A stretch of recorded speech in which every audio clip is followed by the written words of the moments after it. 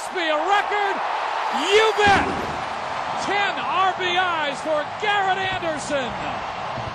That capped off the 10 RBI night, something that was last accomplished when Anderson watched Alex Rodriguez do it against the Angels 2 years ago. The Halos still lead the West by 2 games. The Yankees have lost momentum they had after taking 3 of 4 from the Tigers. Mike Mussina had his second straight poor outing, allowing 7 hits and 7 runs before coming out in the second inning. Moose saw his record fall to 8-9 with an ERA at 5.22, while relievers Ron Vallone and former Angel Edward Ramirez and Sean Henn were all ineffective in relief. The Yanks are now 6 back of Boston and 2.5 back of Seattle for the wild card. Andy Pettitte is needed to reprise his role as a stopper. He looked superb in his last time out, scattering 5 hits and just 1 earned run against the Tigers back on the 17th.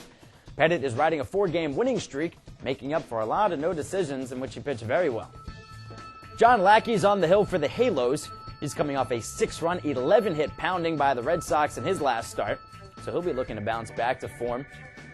He's 5-3 over his last 10 starts and has 15 wins on the season.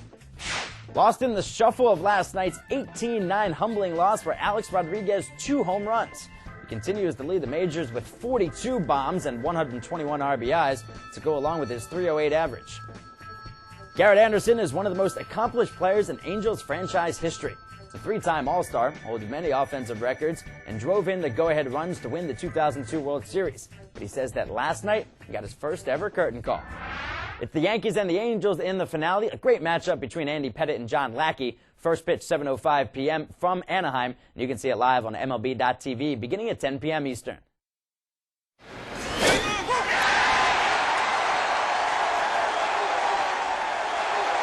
The New York Yankees look to salvage a victory today against the Los Angeles Angels of Anaheim in the final game of their big 3-game set for both teams.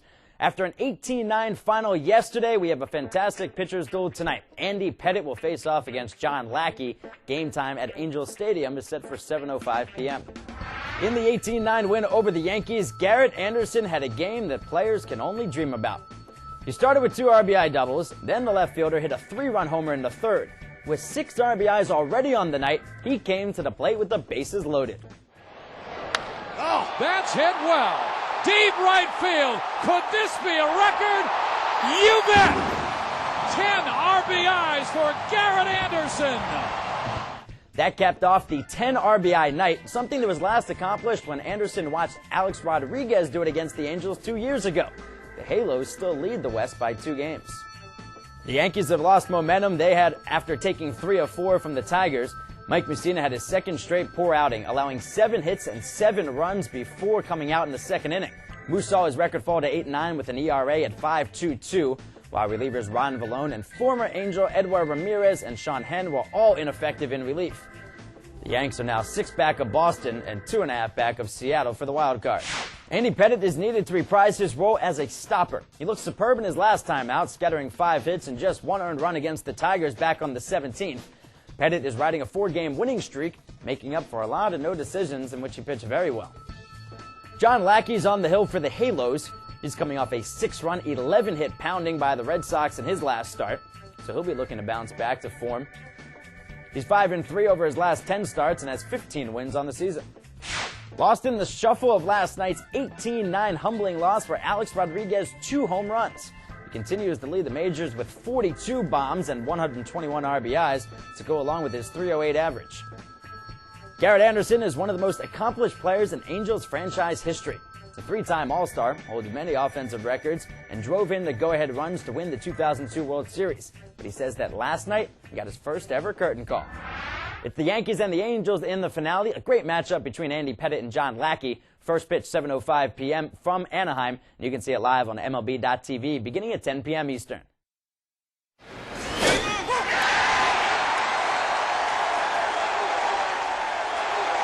The New York Yankees look to salvage a victory today against the Los Angeles Angels of Anaheim in the final game of their big 3-game set for both teams. After an 18-9 final yesterday, we have a fantastic pitcher's duel tonight. Andy Pettitte will face off against John Lackey. Game time at Angels Stadium is set for 7:05 p.m. In the 18-9 win over the Yankees, Garrett Anderson had a game that players can only dream about. He started with 2 RBI doubles, then the left fielder hit a 3-run homer in the third. With 6 RBIs already on the night, he came to the plate with the bases loaded. That's hit well. Deep right field. Could this be a record? You bet. 10 RBIs for Garrett Anderson. That capped off the 10 RBI night, something that was last accomplished when Anderson watched Alex Rodriguez do it against the Angels 2 years ago. The Halos still lead the West by 2 games.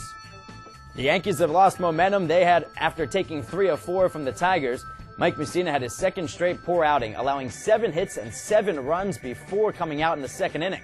Moose saw his record fall to 8-9 with an ERA at 5.22, while relievers Ron Vallone and former Angel Edward Ramirez and Sean Henn were all ineffective in relief. The Yanks are now 6 back of Boston and 2.5 back of Seattle for the wild card. Andy Pettitte is needed to reprise his role as a stopper. He looked superb in his last time out, scattering 5 hits and just 1 earned run against the Tigers back on the 17th. Pettitte is riding a 4-game winning streak, making up for a lot of no decisions in which he pitched very well. John Lackey's on the hill for the Halos. He's coming off a 6-run, 11-hit pounding by the Red Sox in his last start, so he'll be looking to bounce back to form. He's 5-3 over his last 10 starts and has 15 wins on the season. Lost in the shuffle of last night's 18-9 humbling loss for Alex Rodriguez 2 home runs. He continues to lead the majors with 42 bombs and 121 RBIs to go along with his .308 average. Garrett Anderson is one of the most accomplished players in Angels franchise history. He's a 3-time All-Star, holds many offensive records, and drove in the go-ahead runs to win the 2002 World Series. But he says that last night, he got his first ever curtain call. It's the Yankees and the Angels in the finale, a great matchup between Andy Pettitte and John Lackey. First pitch, 7:05 p.m. from Anaheim. And you can see it live on MLB.tv beginning at 10 p.m. Eastern.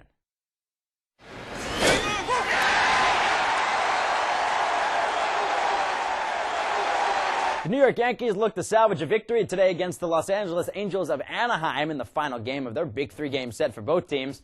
After an 18-9 final yesterday, we have a fantastic pitcher's duel tonight. Andy Pettitte will face off against John Lackey. Game time at Angels Stadium is set for 7:05 p.m. In the 18-9 win over the Yankees, Garrett Anderson had a game that players can only dream about. He started with 2 RBI doubles, then the left fielder hit a 3-run homer in the third. With 6 RBIs already on the night, he came to the plate with the bases loaded. Oh, that's hit well. Deep right field. Could this be a record? You bet. 10 RBIs for Garrett Anderson. That capped off the 10 RBI night, something that was last accomplished when Anderson watched Alex Rodriguez do it against the Angels 2 years ago. The Halos still lead the West by 2 games. The Yankees have lost momentum they had after taking 3 of 4 from the Tigers. Mike Mussina had his second straight poor outing, allowing 7 hits and 7 runs before coming out in the second inning. Moose saw his record fall to 8-9 with an ERA at 5.22, while relievers Ron Vallone and former Angel Edward Ramirez and Sean Henn were all ineffective in relief. The Yanks are now 6 back of Boston and 2.5 back of Seattle for the wild card. Andy Pettitte is needed to reprise his role as a stopper. He looked superb in his last time out, scattering 5 hits and just 1 earned run against the Tigers back on the 17th. Pettitte is riding a 4-game winning streak, making up for a lot of no decisions in which he pitched very well. John Lackey's on the hill for the Halos. He's coming off a 6-run, 11-hit pounding by the Red Sox in his last start, so he'll be looking to bounce back to form. He's 5-3 over his last 10 starts and has 15 wins on the season. Lost in the shuffle of last night's 18-9 humbling loss for Alex Rodriguez 2 home runs. He continues to lead the majors with 42 bombs and 121 RBIs to go along with his .308 average. Garrett Anderson is one of the most accomplished players in Angels franchise history. He's a 3-time All-Star, holds many offensive records, and drove in the go-ahead runs to win the 2002 World Series. But he says that last night, he got his first ever curtain call. It's the Yankees and the Angels in the finale, a great matchup between Andy Pettitte and John Lackey. First pitch, 7:05 p.m. from Anaheim. And you can see it live on MLB.tv beginning at 10 p.m. Eastern.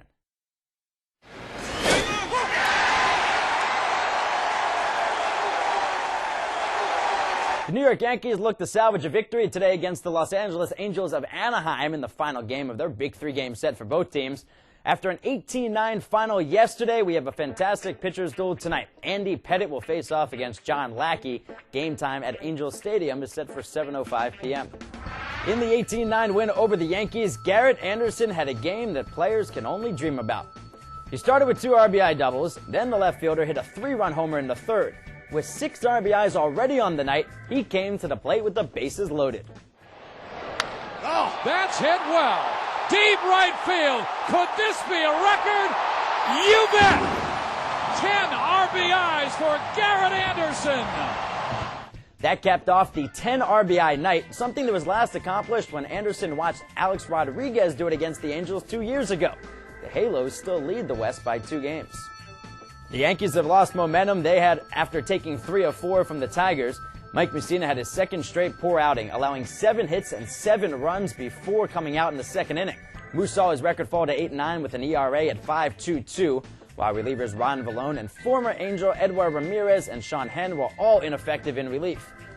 The Yanks are now 6 back of Boston and 2.5 back of Seattle for the wild card. Andy Pettitte is needed to reprise his role as a stopper. He looked superb in his last time out, scattering 5 hits and just 1 earned run against the Tigers back on the 17th.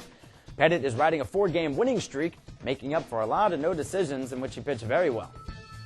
John Lackey's on the hill for the Halos. He's coming off a 6-run, 11-hit pounding by the Red Sox in his last start, so he'll be looking to bounce back to form. He's 5-3 over his last 10 starts and has 15 wins on the season. Lost in the shuffle of last night's 18-9 humbling loss for Alex Rodriguez 2 home runs. He continues to lead the majors with 42 bombs and 121 RBIs to go along with his .308 average. Garrett Anderson is one of the most accomplished players in Angels franchise history. He's a 3-time All-Star, holds many offensive records, and drove in the go-ahead runs to win the 2002 World Series. But he says that last night, he got his first ever curtain call. It's the Yankees and the Angels in the finale, a great matchup between Andy Pettitte and John Lackey. First pitch, 7:05 p.m. from Anaheim. And you can see it live on MLB.tv beginning at 10 p.m. Eastern.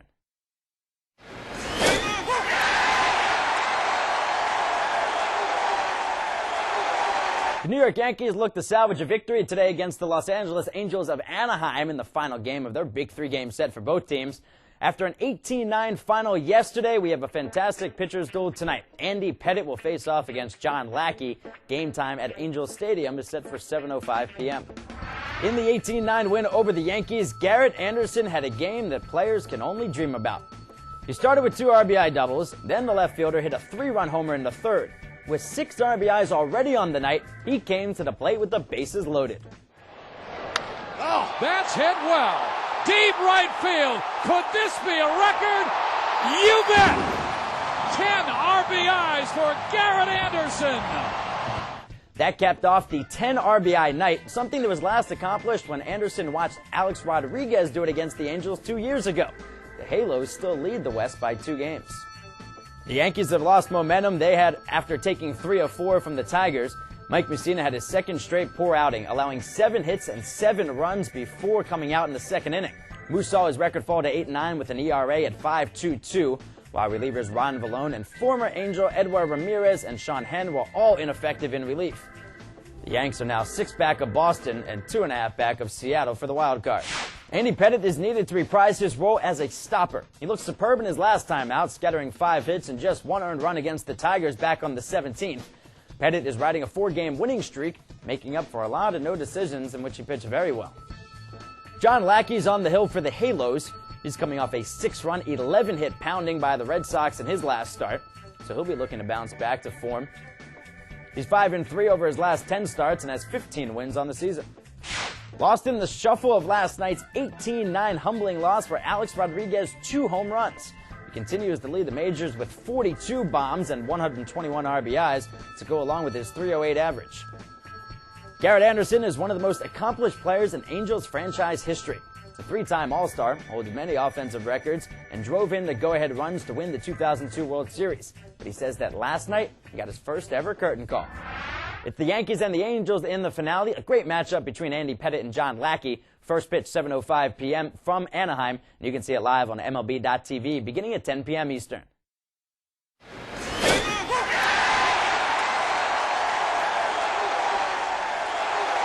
The New York Yankees look to salvage a victory today against the Los Angeles Angels of Anaheim in the final game of their big 3-game set for both teams. After an 18-9 final yesterday, we have a fantastic pitcher's duel tonight. Andy Pettitte will face off against John Lackey. Game time at Angels Stadium is set for 7:05 p.m. In the 18-9 win over the Yankees, Garrett Anderson had a game that players can only dream about. He started with 2 RBI doubles, then the left fielder hit a 3-run homer in the third. With 6 RBIs already on the night, he came to the plate with the bases loaded. Oh, that's hit well. Deep right field. Could this be a record? You bet. 10 RBIs for Garrett Anderson. That capped off the 10 RBI night, something that was last accomplished when Anderson watched Alex Rodriguez do it against the Angels 2 years ago. The Halos still lead the West by 2 games. The Yankees have lost momentum they had after taking 3 of 4 from the Tigers. Mike Mussina had his second straight poor outing, allowing 7 hits and 7 runs before coming out in the second inning. Moose saw his record fall to 8-9 with an ERA at 5.22, while relievers Ron Vallone and former Angel Edward Ramirez and Sean Henn were all ineffective in relief. The Yanks are now 6 back of Boston and 2.5 back of Seattle for the wild card. Andy Pettitte is needed to reprise his role as a stopper. He looked superb in his last time out, scattering 5 hits and just 1 earned run against the Tigers back on the 17th. Pettitte is riding a 4-game winning streak, making up for a lot of no decisions in which he pitched very well. John Lackey's on the hill for the Halos. He's coming off a 6-run, 11-hit pounding by the Red Sox in his last start, so he'll be looking to bounce back to form. He's 5-3 over his last 10 starts and has 15 wins on the season. Lost in the shuffle of last night's 18-9 humbling loss for Alex Rodriguez's 2 home runs. He continues to lead the majors with 42 bombs and 121 RBIs to go along with his .308 average. Garrett Anderson is one of the most accomplished players in Angels franchise history. He's a 3-time All-Star, holds many offensive records, and drove in the go-ahead runs to win the 2002 World Series. But he says that last night, he got his first ever curtain call. It's the Yankees and the Angels in the finale, a great matchup between Andy Pettitte and John Lackey. First pitch, 7:05 p.m. from Anaheim. And you can see it live on MLB.tv beginning at 10 p.m. Eastern.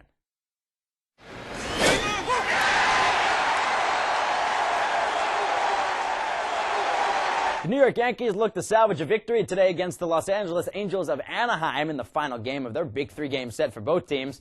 After an 18-9 final yesterday, we have a fantastic pitcher's duel tonight. Andy Pettitte will face off against John Lackey. Game time at Angels Stadium is set for 7:05 p.m.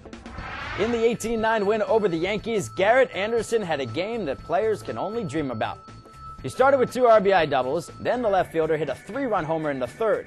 With 6 RBIs already on the night, he came to the plate with the bases loaded. Oh, that's hit well. Deep right field. Could this be a record? You bet. 10 RBIs for Garrett Anderson. That capped off the 10 RBI night, something that was last accomplished when Anderson watched Alex Rodriguez do it against the Angels 2 years ago. The Halos still lead the West by 2 games. The Yankees have lost momentum they had after taking 3 of 4 from the Tigers. Mike Mussina had his second straight poor outing, allowing 7 hits and 7 runs before coming out in the second inning.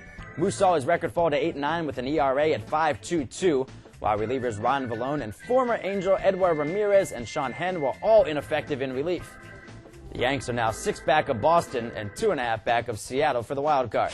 Andy Pettitte is needed to reprise his role as a stopper. He looked superb in his last time out, scattering 5 hits and just 1 earned run against the Tigers back on the 17th.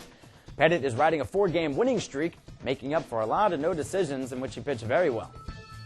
John Lackey's on the hill for the Halos. He's coming off a 6-run, 11-hit pounding by the Red Sox in his last start, so he'll be looking to bounce back to form. He's 5-3 over his last 10 starts and has 15 wins on the season. Lost in the shuffle of last night's 18-9 humbling loss for Alex Rodriguez's 2 home runs. He continues to lead the majors with 42 bombs and 121 RBIs to go along with his .308 average. Garrett Anderson is one of the most accomplished players in Angels franchise history. He's a 3-time All-Star, holds many offensive records, and drove in the go-ahead runs to win the 2002 World Series. But he says that last night, he got his first ever curtain call. It's the Yankees and the Angels in the finale, a great matchup between Andy Pettitte and John Lackey. First pitch, 7:05 p.m. from Anaheim. And you can see it live on MLB.tv beginning at 10 p.m. Eastern.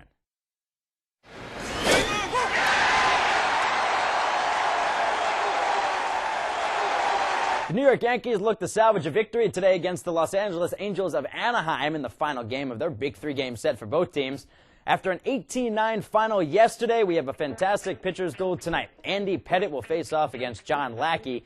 Game time at Angels Stadium is set for 7:05 p.m. In the 18-9 win over the Yankees, Garrett Anderson had a game that players can only dream about. He started with 2 RBI doubles, then the left fielder hit a 3-run homer in the third. With 6 RBIs already on the night, he came to the plate with the bases loaded. Oh, that's hit well. Deep right field. Could this be a record? You bet. 10 RBIs for Garrett Anderson. That capped off the 10 RBI night, something that was last accomplished when Anderson watched Alex Rodriguez do it against the Angels 2 years ago. The Halos still lead the West by 2 games. The Yankees have lost momentum they had after taking 3 of 4 from the Tigers. Mike Mussina had his second straight poor outing, allowing 7 hits and 7 runs before coming out in the second inning.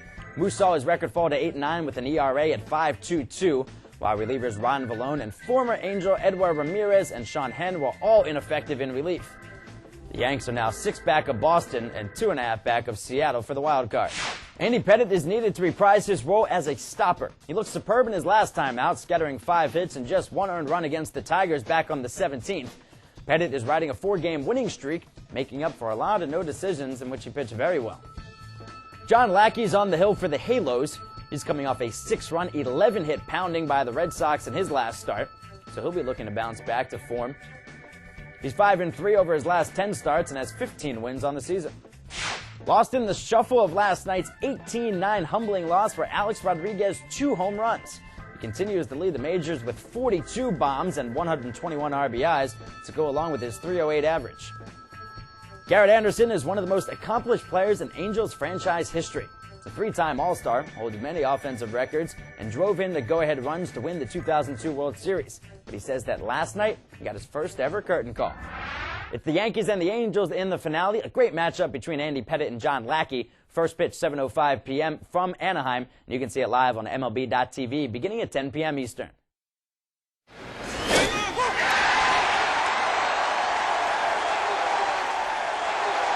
The New York Yankees look to salvage a victory today against the Los Angeles Angels of Anaheim in the final game of their big 3-game set for both teams. After an 18-9 final yesterday, we have a fantastic pitcher's duel tonight. Andy Pettitte will face off against John Lackey. Game time at Angels Stadium is set for 7:05 p.m. In the 18-9 win over the Yankees, Garrett Anderson had a game that players can only dream about. He started with 2 RBI doubles, then the left fielder hit a 3-run homer in the third. With 6 RBIs already on the night, he came to the plate with the bases loaded. Oh, that's hit well. Deep right field. Could this be a record? You bet. 10 RBIs for Garrett Anderson. That capped off the 10 RBI night, something that was last accomplished when Anderson watched Alex Rodriguez do it against the Angels 2 years ago. The Halos still lead the West by 2 games. The Yankees have lost momentum they had after taking 3 of 4 from the Tigers. Mike Mussina had his second straight poor outing, allowing 7 hits and 7 runs before coming out in the second inning. Moose saw his record fall to 8-9 with an ERA at 5.22, while relievers Ron Vallone and former Angel Edward Ramirez and Sean Henn were all ineffective in relief. The Yanks are now 6 back of Boston and 2.5 back of Seattle for the wild card. Andy Pettitte is needed to reprise his role as a stopper. He looked superb in his last time out, scattering 5 hits and just 1 earned run against the Tigers back on the 17th. Pettitte is riding a 4-game winning streak, making up for a lot of no decisions in which he pitched very well. John Lackey's on the hill for the Halos. He's coming off a 6-run, 11-hit pounding by the Red Sox in his last start, so he'll be looking to bounce back to form. He's 5-3 over his last 10 starts and has 15 wins on the season. Lost in the shuffle of last night's 18-9 humbling loss for Alex Rodriguez 2 home runs. He continues to lead the majors with 42 bombs and 121 RBIs to go along with his .308 average. Garrett Anderson is one of the most accomplished players in Angels franchise history. He's a 3-time All-Star, holds many offensive records, and drove in the go-ahead runs to win the 2002 World Series. But he says that last night, he got his first ever curtain call. It's the Yankees and the Angels in the finale, a great matchup between Andy Pettitte and John Lackey. First pitch, 7:05 p.m. from Anaheim. And you can see it live on MLB.tv beginning at 10 p.m. Eastern.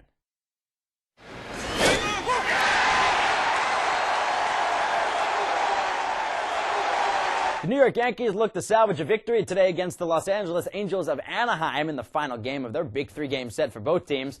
After an 18-9 final yesterday, we have a fantastic pitcher's duel tonight. Andy Pettitte will face off against John Lackey. Game time at Angels Stadium is set for 7:05 p.m.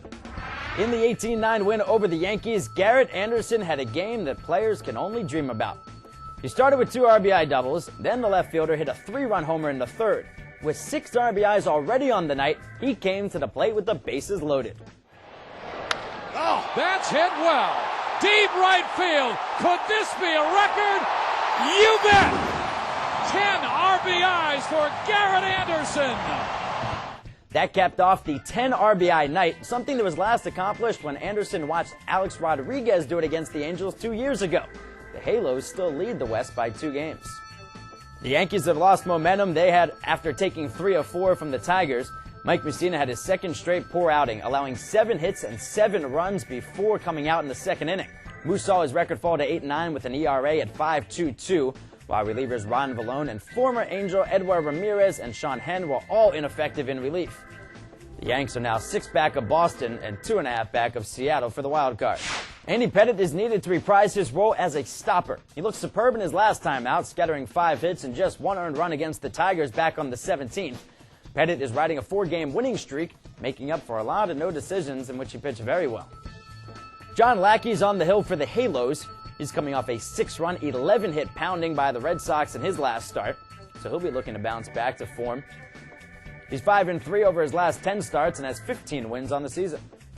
Lost in the shuffle of last night's 18-9 humbling loss for Alex Rodriguez 2 home runs.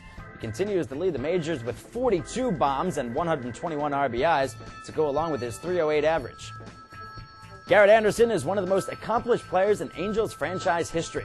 He's a 3-time All-Star, holding many offensive records, and drove in the go-ahead runs to win the 2002 World Series. But he says that last night, he got his first ever curtain call. It's the Yankees and the Angels in the finale, a great matchup between Andy Pettitte and John Lackey. First pitch 7:05 p.m. from Anaheim. And you can see it live on MLB.tv beginning at 10 p.m. Eastern.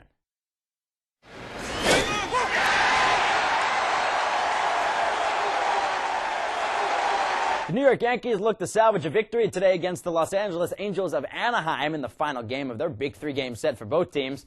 After an 18-9 final yesterday, we have a fantastic pitcher's duel tonight. Andy Pettitte will face off against John Lackey. Game time at Angels Stadium is set for 7:05 p.m.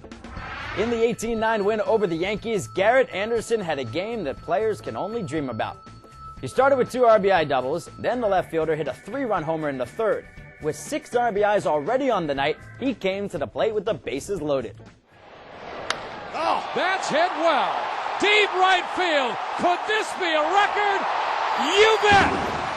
10 RBIs for Garrett Anderson. That capped off the 10 RBI night, something that was last accomplished when Anderson watched Alex Rodriguez do it against the Angels 2 years ago. The Halos still lead the West by 2 games. The Yankees have lost momentum they had after taking 3 of 4 from the Tigers. Mike Mussina had his second straight poor outing, allowing 7 hits and 7 runs before coming out in the second inning. Moose saw his record fall to 8-9 with an ERA at 5.22, while relievers Ron Vallone and former Angel Edward Ramirez and Sean Henn were all ineffective in relief. The Yanks are now 6 back of Boston and 2.5 back of Seattle for the wild card. Andy Pettitte is needed to reprise his role as a stopper. He looked superb in his last time out, scattering 5 hits and just 1 earned run against the Tigers back on the 17th. Pettitte is riding a 4-game winning streak, making up for a lot of no decisions in which he pitched very well. John Lackey's on the hill for the Halos. He's coming off a 6-run, 11-hit pounding by the Red Sox in his last start, so he'll be looking to bounce back to form. He's 5-3 over his last 10 starts and has 15 wins on the season. Lost in the shuffle of last night's 18-9 humbling loss for Alex Rodriguez 2 home runs. He continues to lead the majors with 42 bombs and 121 RBIs to go along with his .308 average. Garrett Anderson is one of the most accomplished players in Angels franchise history. He's a 3-time All-Star, holding many offensive records, and drove in the go-ahead runs to win the 2002 World Series. But he says that last night, he got his first ever curtain call. It's the Yankees and the Angels in the finale, a great matchup between Andy Pettitte and John Lackey. First pitch 7:05 p.m. from Anaheim. And you can see it live on MLB.tv beginning at 10 p.m. Eastern.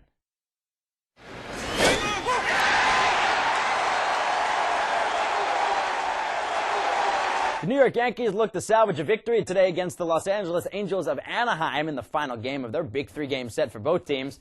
After an 18-9 final yesterday, we have a fantastic pitcher's duel tonight. Andy Pettitte will face off against John Lackey. Game time at Angels Stadium is set for 7:05 p.m. In the 18-9 win over the Yankees, Garrett Anderson had a game that players can only dream about. He started with 2 RBI doubles, then the left fielder hit a 3-run homer in the third. With 6 RBIs already on the night, he came to the plate with the bases loaded. Oh, that's where GA takes the field tonight for an encore of last night's heroics. Angels baseball is next. Garrett Anderson had the night of his life. The Angels' all-time leader in almost every hitting category, added a couple more Halo records to his brilliant career. After a 3-for-3 night and 6 RBIs, GA's historic night culminated in the 6th as he stepped to the plate with the bases loaded. Oh, that's hit well. Deep right field. Could this be a record? You bet. 10 RBIs for Garrett Anderson. 10 ribbies and a curtain call for arguably the greatest Angel of all time. GA 8/21/07 will be your night forever.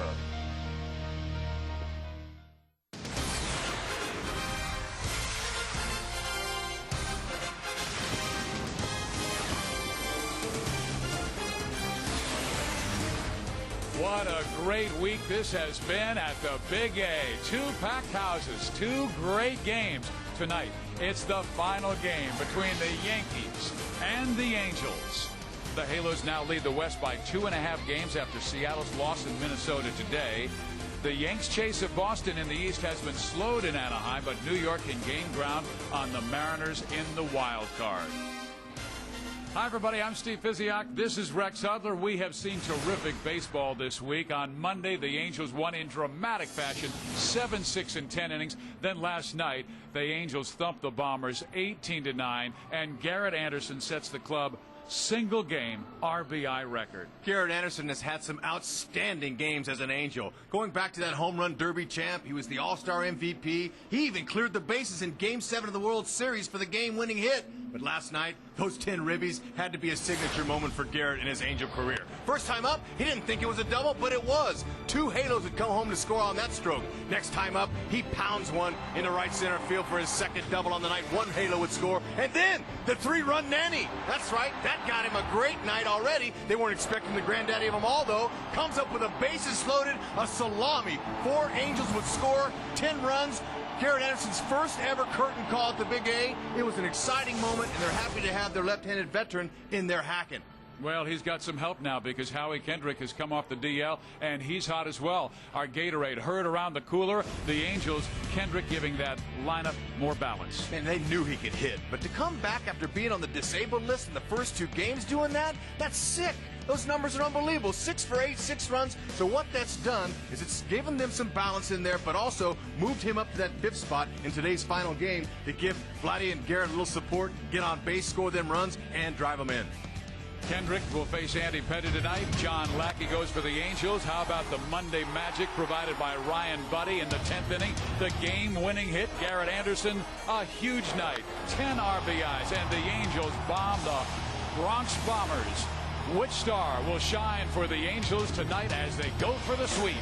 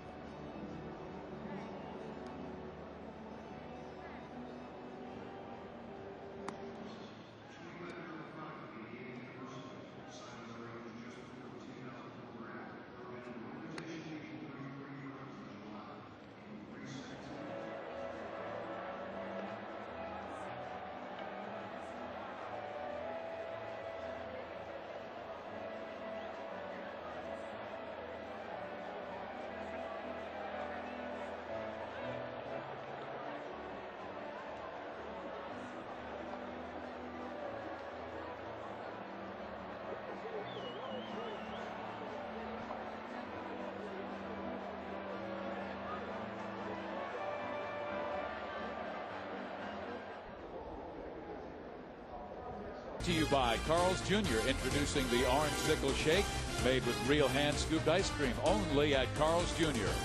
By Gatorade Thirst Quencher. It's in the MLB. Is it in you? And brought to you by Halloween in theaters everywhere, Friday, August 31st. Over 88,000 have seen the first two games of this series at the Big A between the Yankees and the Angels.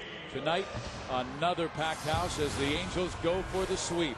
And tonight's game is presented in eye-shattering high definition. Well, the Yanks are the top offensive team in baseball, but they have been outscored 25-15 in the first two games of this series. So Joe Torre will move his lineup around. The batting order has Damon, Jeter, Abreu, and then A-Rod, who's done his job. 3 home runs in this series, and 58 of his 506 home runs have been against the Angels. Matsui, Posada, Cano, Betemit, and Cabrera round out that Yankee 9. On the mound for the Angels will be the big right-hander John Lackey. He's coming off one of his worst games of the year, where he's knocked around. 7 runs were scored against John by the Boston Red Sox. You know what, though? He had a sense of humor after the game. He said, my pitches were hit hard. My good ones, my bad ones were even hit harder. The big John Lackey, he knows that that one's over in the past. He's got to be able to command the fastball in the outer half against the Bombers, pitch inside, knock him off the plate. His focus has to be pitch to pitch in this final series. Final game. And over the last decade, one of the top leadoff men in the game has been Johnny Damon. With the Red Sox, now with the Yankees, his batting average this year just .260.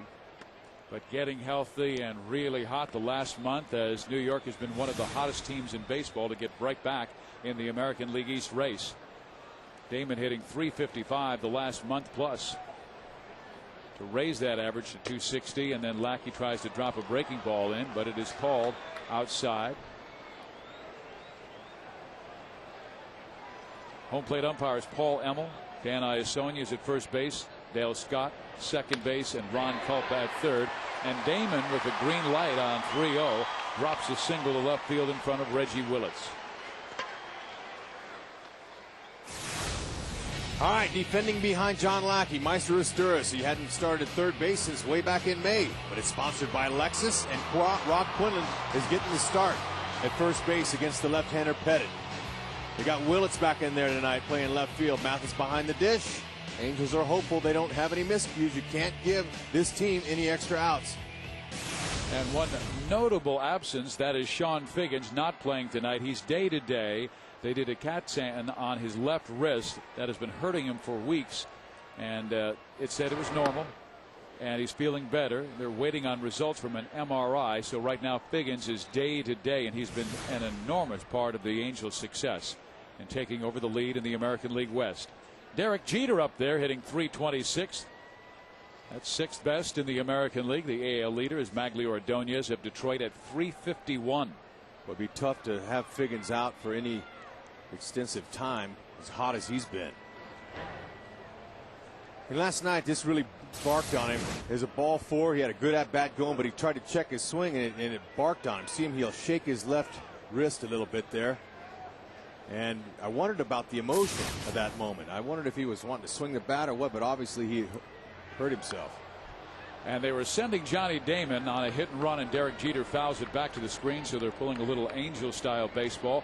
And we have just received a report on Sean Figgins. Both the MRI and the CAT scan revealed a bone bruise on the outside of his left wrist, but Mike Scioscia told us before the game he had been suffering that injury for the last month, and he said it was bothering him more batting from the right side of the plate, which he would be doing against Andy Pettit tonight. Up the middle, right to Cabrera. He'll take it. 6-3 double play.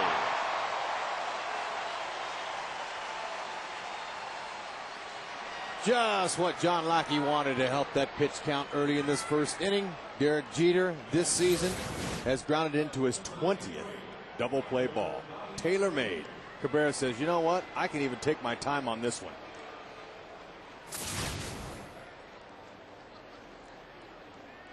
Derek hit into a first inning double play last night to deny a Yankee rally, and the Angels jumped all over New York starter Mike Mussina, scoring a 2 runs off of him in the first inning and 5 more in the second. It was the shortest outing since 1995. Bobby Abreu. The Angels have been able to control Abreu in this series. Man, he came in hot, hitting .353, 5 home runs in July.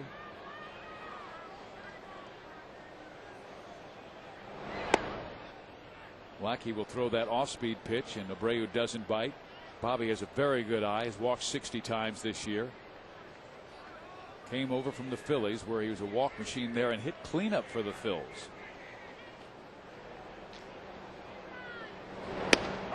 In there. So you go back in his history and you find out only Barry Bonds has walked more times, and so many of Barry's were intentional. It's just great plate discipline. This guy has learned that over the years. Power hitters that have a pretty good idea about their strike zone, it makes them even more dangerous and lethal. And he's got good speed, so when he walks, he can run. He's got a good throwing arm. Very good athlete. I talked to him today about that funky top hand he uses. I said, man, what's up with that? Look at how he doesn't even use his bottom 2 fingers. I said, man, what are you doing up there? Well, John Lackey throws a breaking ball low and in and strikes out Abreu. So a good start for John, and the Angels offense now taking place against Andy Pettitte.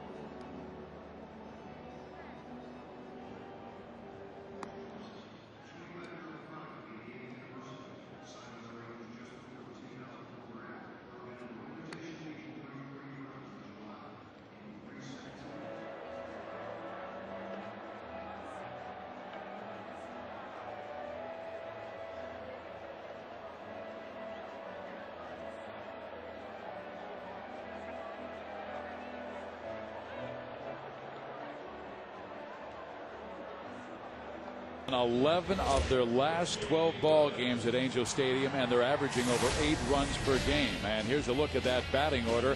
Willis back at the top, with Figgins getting the night off because of the injury to his left wrist. Cabrera, Guerrero go 2-3. Then Garrett Anderson last night became the 6th player in the last 50 years with 10 RBIs in one game. Kendrick right behind him. Matthews moves from 5 to 6.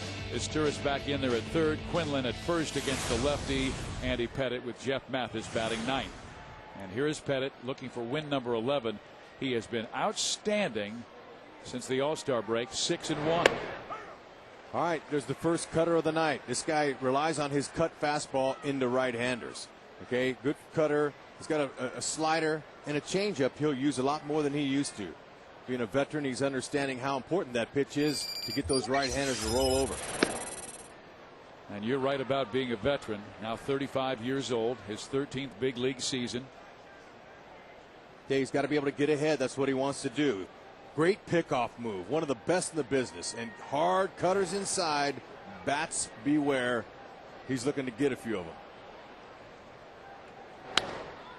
And Rex, your second point, how important will that be? Because the Angels like to run. Will they be hitting and running more than stealing bases against Pettitte? You would think, because you can't get that big a lead. This guy's extremely deceptive. He's got some good looks over there at first base. He's got a phenomenal move. He looks like he's going home, and he comes over to first base. He's right, a borderline balk, but they never call it on him because they know his reputation.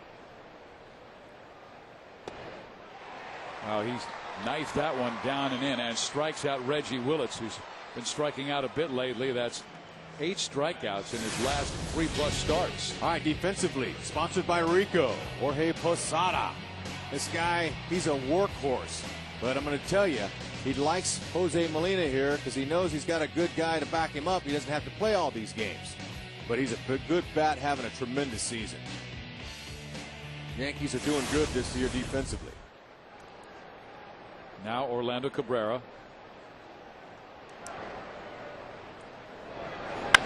Cabrera chops the first one right to Alex Rodriguez, and he throws out OC for the second out.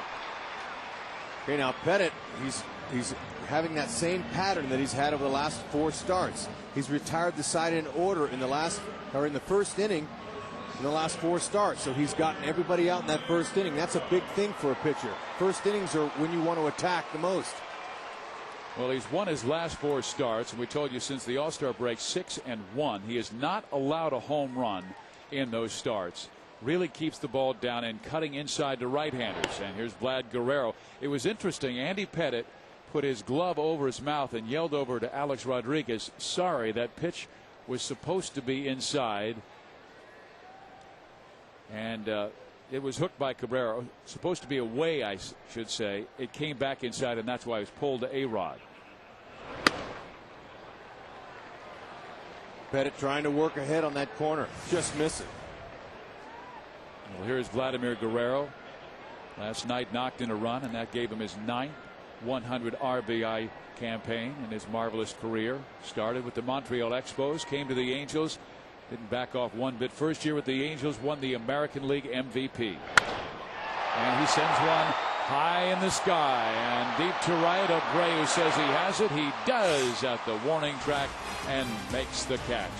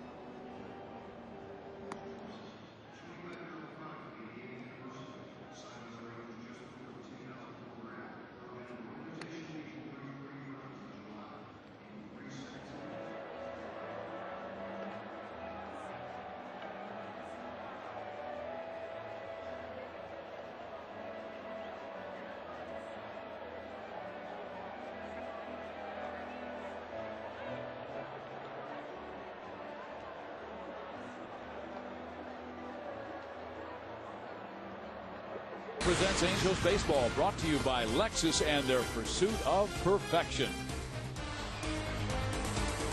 Steve Physiak, Rex Hudler with you at the Big A. John Lackey walks slowly to the hill. He knows he has a difficult task. He has to face one of the hottest hitters and the greatest players in the game today, Alex Rodriguez, youngest ever to 500 home runs. He has blasted 3 big flies in this series already. He skies this one on the first pitch to center field. Gary Matthews is there, and he makes the catch. All right, Posada this series on Monday, line shot. That was a laser shot. Alex Rodriguez hit off his bat. Chris Buchek. Last night, he was at it again. Says, you know, that's a good, easy swing. Got up underneath it. Got it over that big wall. And again, pulls one way out of here. His third at bat. Well, John Lackey remembered that last night's second inning, first pitch from Kelvin Escobar, he swung on it and ripped it over the right center field wall. So John Lackey did not even come into the strike zone, kept it down, stayed with the fastball at 91 miles an hour. but did not throw him a pitch in the strike zone. A-Rod swung at it and popped it up. That's right. You know, he hadn't had a lot of success off of Lackey either. Just a 195 average, 8 for 41. 3 big flies, though, but John got him again. The Angels in first place in the American League West by 2.5 games. The team that is chasing them, Seattle, lost today 8-4 to the Minnesota Twins. Miguel Batista, who had been pitching so well, did not today, and the Twins knocked him off. Meantime, Boston been trying to keep that lead on the Yankees that was at 6 at the start of the evening, and Boston lost today to Tampa Bay 2-1. So right now it's at 5.5. All right, Big John, when he's ahead in the count like that, he can waste a pitch. You saw Mathis come up out of his crouch. He wanted the ball up. That's likely to set up a big curveball. That's his strikeout pitch. He came back in with a heater. So he's developed a slider this year, and he'll throw that slider occasionally. It's a little more of a flat break. Before, he used to just have his fastball, big curve, and his change, but now he's incorporated the slider, so he's got 4 that he'll use. He's a guy that loves the big games, loves the big moments. He wanted to face Josh Beckett in that doubleheader last week when he lost so badly to the Red Sox. Instead, he pitched the day game against Clay Buchholz and did not pitch well. As a matter of fact, the Red Sox hit for the cycle in the first 5 hitters. They sent 12 men to the plate and scored 6 runs off John in the first inning. Worst game of the year. Didn't walk anybody. That's right. Last 2 starts, he hasn't walked a batter.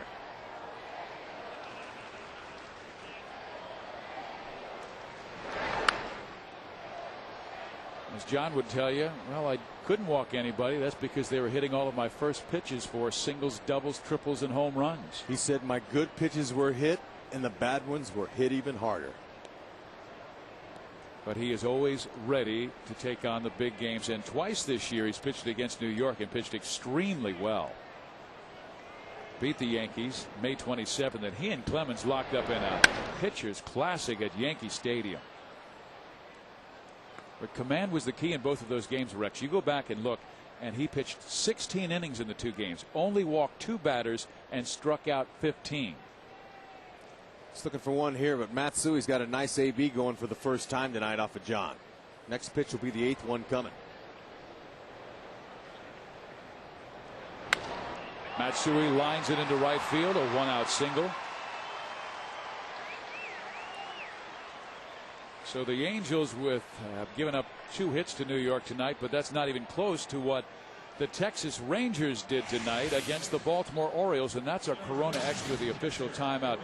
They won, Texas did, 30-3 over Baltimore. That is an American League record, most by any team since 1900. The previous record, 29 by the 1950 Red Sox and by the 1955 White Sox. Now back in 1897, the Cubs scored 36. Incredible. And what's even more interesting is Cal State Fullerton alumni Wes Littleton picked up a save in that game for Texas. Well, Rex, he had to protect a 27-run lead. Wow. That's a beautiful thing. 3 effective innings, right. And he pitched 3 innings of shutout baseball, protected that lead. That's what the rule book states.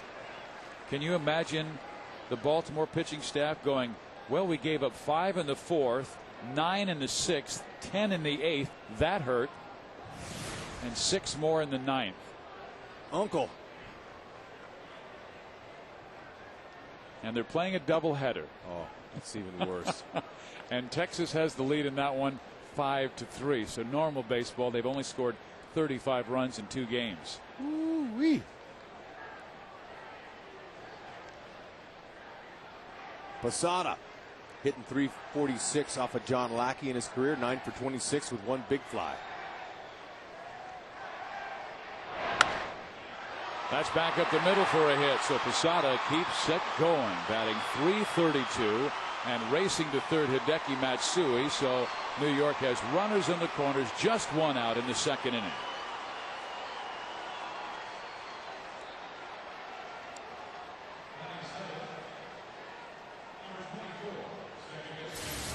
Get a little bit too much to the plate, you know these guys are going to make some contact, and when it's elevated like that out over the middle, you know they're going to hit it hard. So now John's going to have to be a little bit more careful against Cano, but He's looking for a double play. He's already had one turn in that first inning for him. That last fastball was up a bit.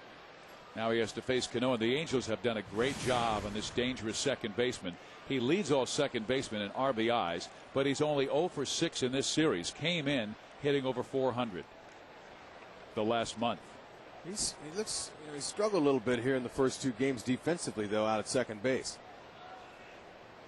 But yeah, this guy likes to go inside out with his power. Matthews playing him a shade to left field, left center. Well, there was a 2-seamer that really had some good movement on that one. Cano has grounded into 12 double plays.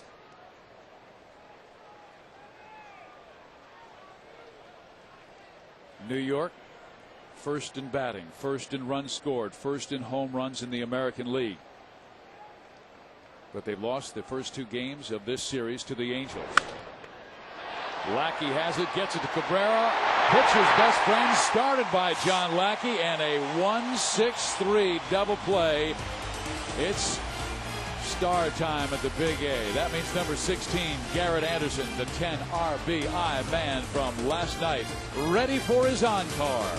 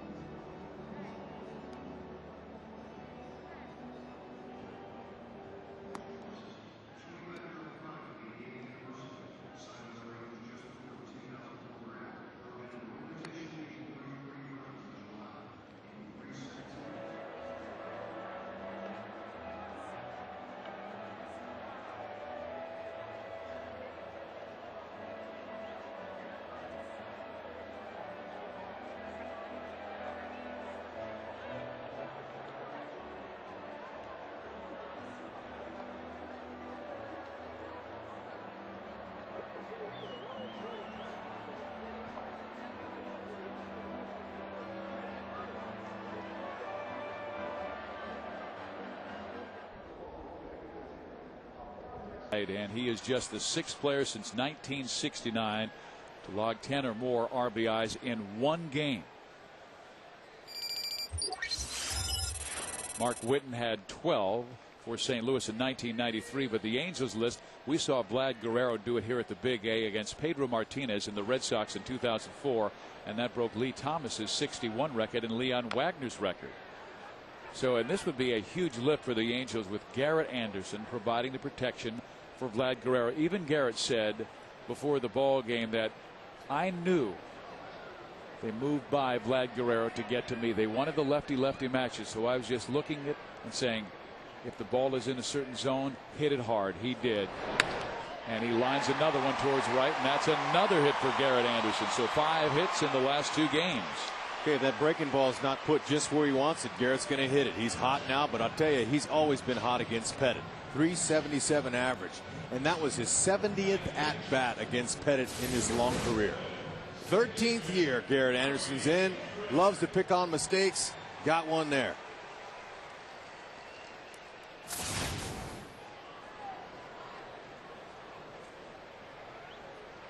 So Anderson at first. Howie Kendrick hot since coming off the DL.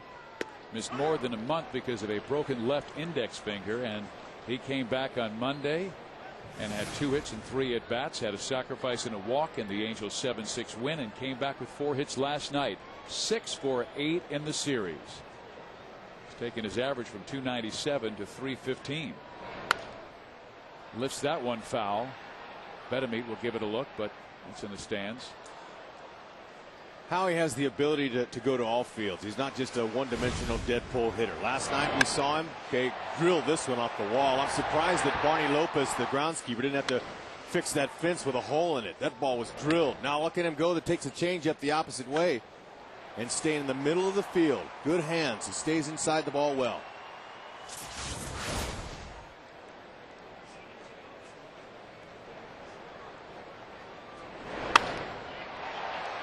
Shot to Cano. Jeter will get the double play, but again Kendrick hitting the ball sharply, but right at Robinson Cano, who starts the 4-6-3 double play. All right, so Pettit says, hey, look, John Lackey, I can play your game too.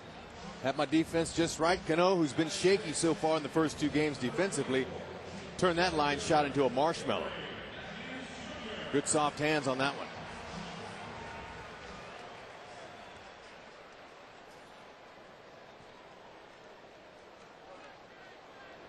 Andy Pettit now will deal with Gary Matthews. Gary took some extra BP today, hitting just .214 in the month of August, and has been having a tough time from the right side of the plate.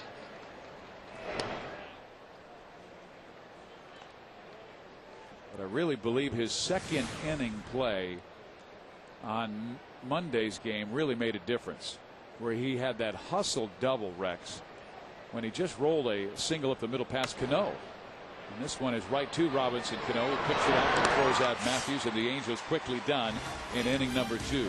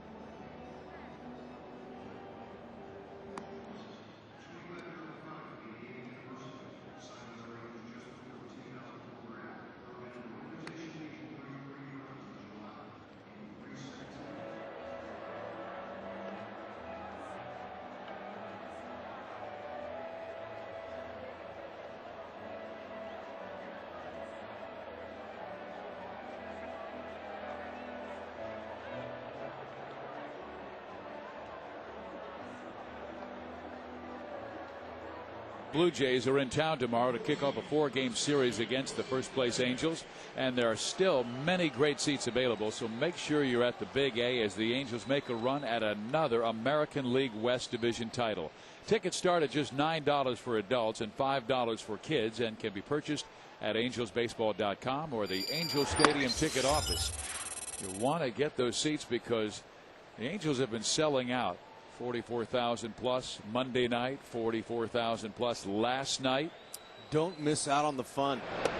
Get your tickets now, especially for the last few home games this year. Those are going to be exciting, especially against Seattle. Well, the Angels at 42-17. They're winning almost 72% of their home games this year. And here's Wilson Bedemeat, slammed a 3-run home run in the 9th inning last night. By that time, it was too little too late, as the Angels had opened up an 18-5 lead going to the 9th. Mark Gwynn was able to finish it and got his first major league save. And then Gwynn sent down today because the Angels needed some coverage, because right now Sean Figgins is day to day. They're not sure when he'll come back from that left wrist strain. And Brandon Wood was called up from the minor leagues. Let's give him a little bit more depth at the third base position. How about that pitch? Inside fastball eats up better meat, and that is strikeout number 2 for John Lackey. Hey, Lackey going right after him. I'll tell you, a couple fastballs on the outside part of the plate, and this one here finishes him off. Mathis is just in his little rocking chair back there, rocking back and forth. John's hitting his spots. Didn't have to move.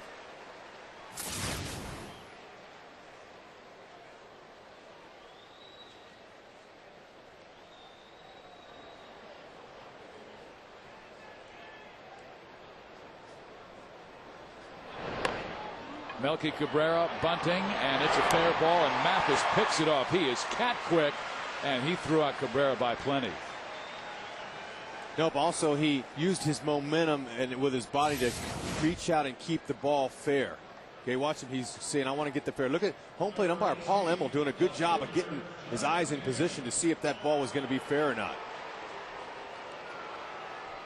Clears himself, moves inside so he has a clear path to the runner to throw him out. You don't want to hit that runner. And you're seeing the confidence of Jeff Mathis really grow. And that one is shot down the line, and that's a fair ball into the corner. Damon around first base, races for second, will stop there with 2 outs. Damon now 2 for 2 with a single to left and a double to right.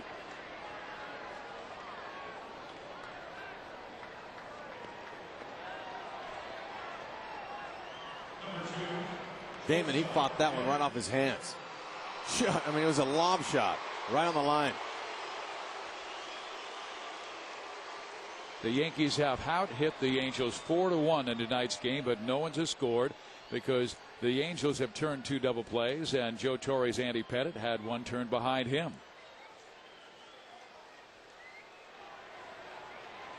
Derek Jeter. This guy's a clutch hitter. 377 with runners out there at second base and beyond. Loves that inside fastball. He won't pull it. Once in a while he will, but he'd rather get those. Keep the hands inside the ball and shoot it to right center. Matthews playing him where he thinks he's going to hit it in right center field. Well, in this situation, 2 outs with runners in scoring position. He is number 1 in the league. Sends one to center field. Matthews had him play perfectly, and you can credit Ron Renneke for that. He made the defensive charge. He runs the outfield and had Matthews play that way.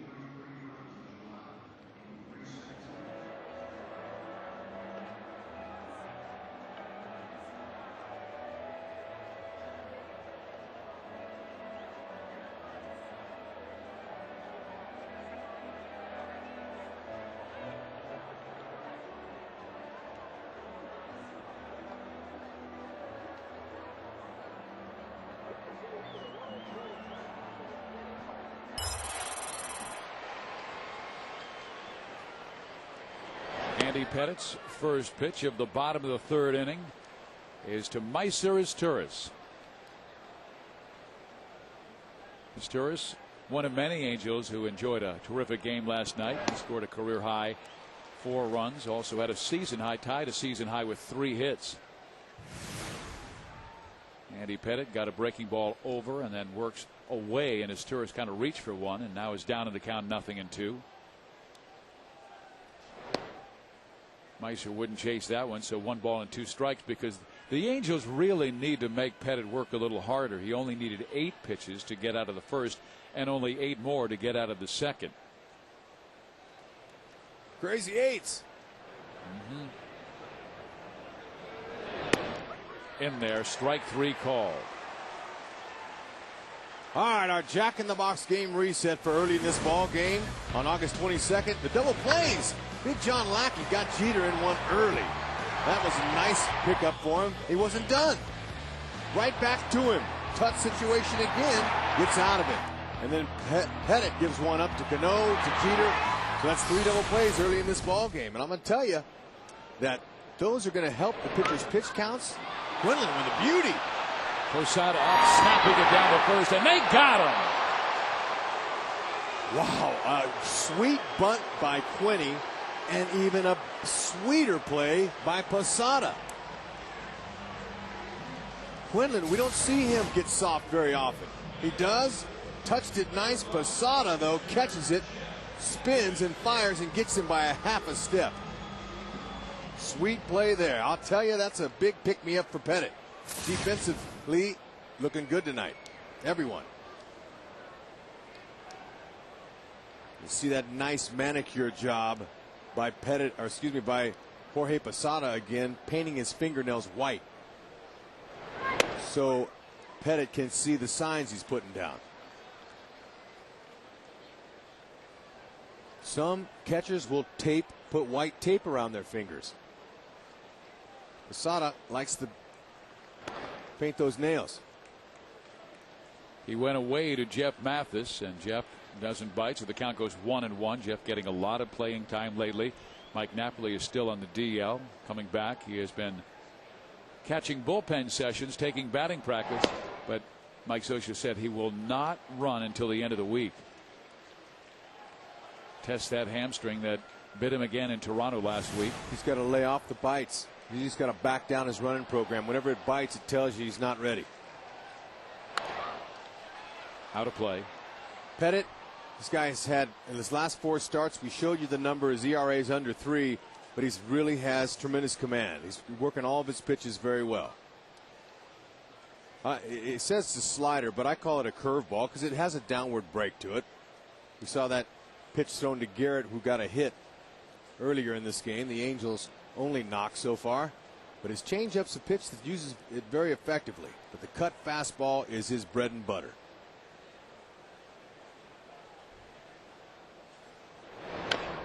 Rex, will he throw that more to right-handers than to lefties? Yes, but he's doing the same to lefties. It just goes away from the left-hander. But it's a more effective pitch against a righty because he sees it. He likes to throw it right on the middle part of the plate, and at the last minute it darts in a couple inches and it jams a lot of batters. Lefties will take it the other way. Mathis sends it back our way, and the count will stay at 2 balls and 2 strikes. I think Jeff really doing a better job competing in his at-bats. He had a wonderful at-bat where he worked the walk last night, and he was down in the count 0-2, worked it back to 3-2, fouled off a couple of pitches, and then got a base on balls. Also had a double last night to drive in 2 more runs. No, I agree. But, you know, keep in mind, coming into this game, he only has 87 at-bats. Okay, that's still hardly any at-bats to get your timing going. So he's starting to put together better at-bats.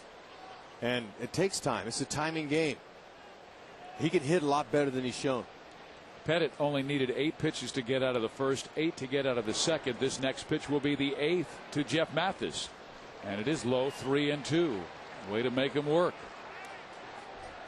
Andy, a big guy at 6'5", 225 out of Deer Park, Texas, taking on Jeff Mathis of Marianna, Florida. A 13-year veteran against a guy in his first full year in the big leagues.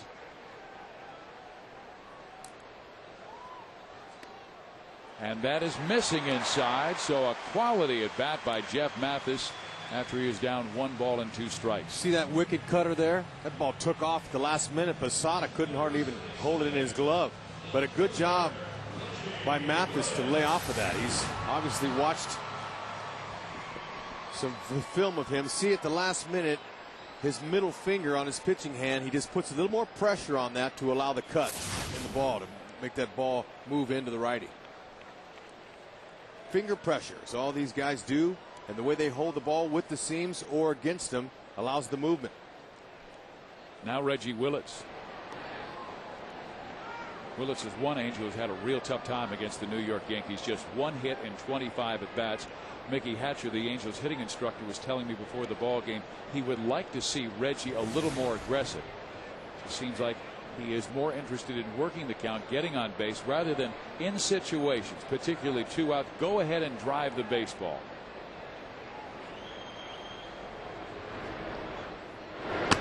Shows bunt there. It skips by Posada. Now this will get Mathis into scoring position. Backs away from attempting to go to third, as Posada looked like he was almost teasing him to go. Posada whiffed. It went off of Paul Immel's mask. He never even got a glove on it. Immel took the full brunt of that shot. Now they're talking about it. Watch this. Ouch. Smokes Immel. Pettit reaching back with a high fastball, a four-seamer. Bingo. Ouch.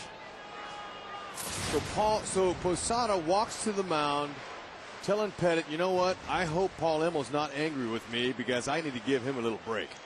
Okay, Rex, here's a situation. 1-0 count. You're probably going to get a good pitch to hit. Mickey Hatcher would like to see Reggie Willits a little more aggressive. Go ahead and try and knock that guy in from second base. I would agree with that. With 2 outs, you got to knock him in.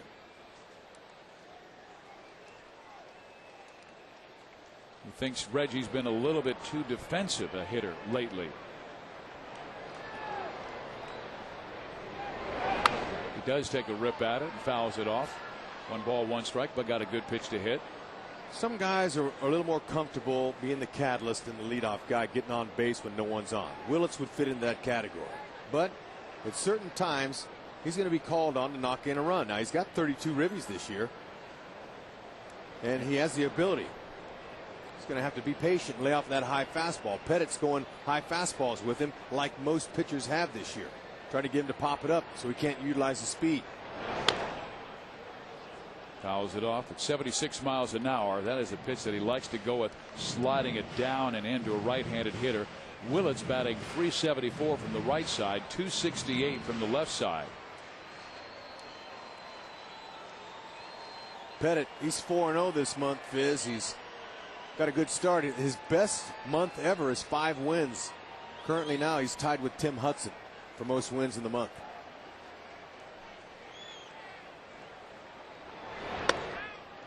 Teased him away.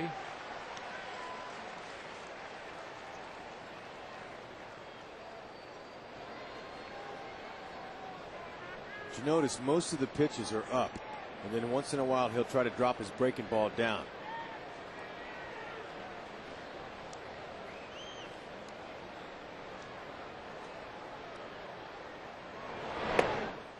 A 3-2 count to Reggie Willits.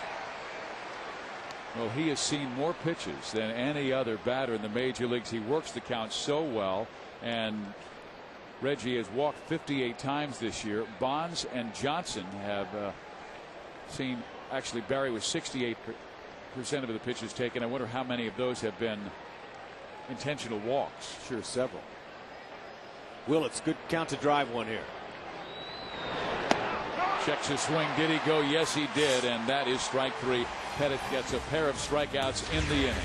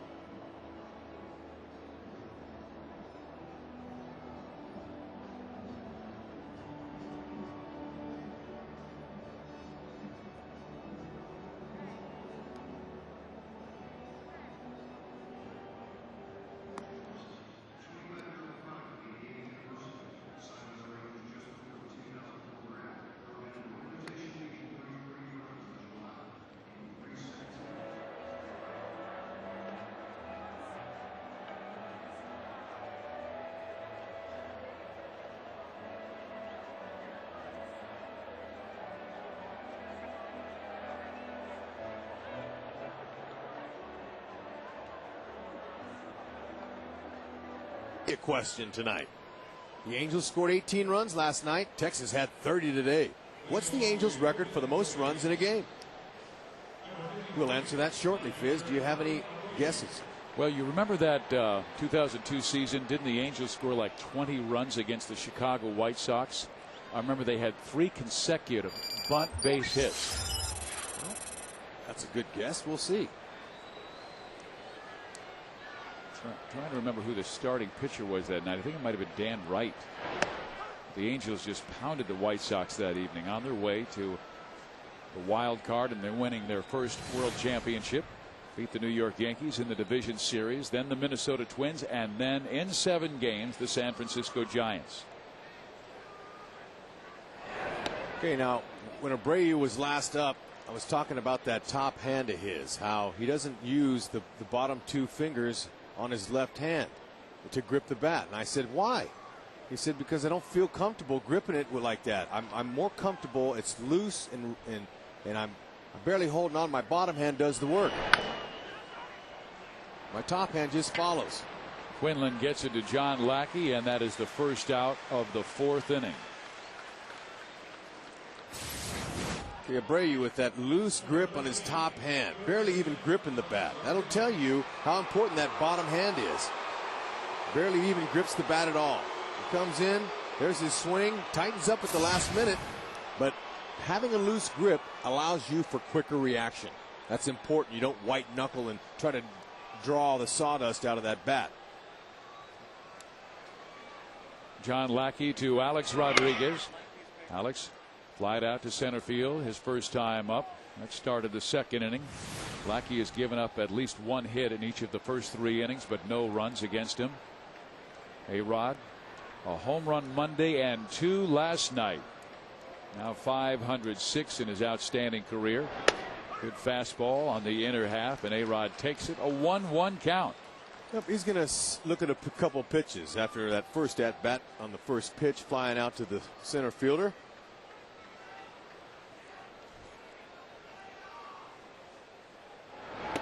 A-Rod was like 1 for 18 before getting that 500th home run back on August 4th. But it was almost like he could take a deep breath and let it out. Okay, I've got to 500. Now let's just go play ball. And since that time, Rex, he's been unbelievable. 373, 6 home runs since August 4th, and that 500th big fly. And we're seeing nothing but flashes go off every time he sees a pitch. The fans wanting to take home great memories by some of the greatest ball players. And when this guy finally retires, he might be number 1.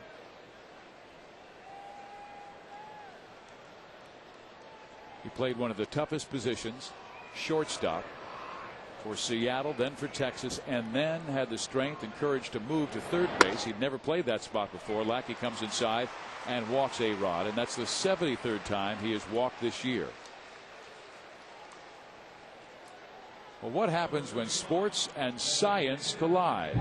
Introducing the incredible new series that analyzes sports like you've never seen before.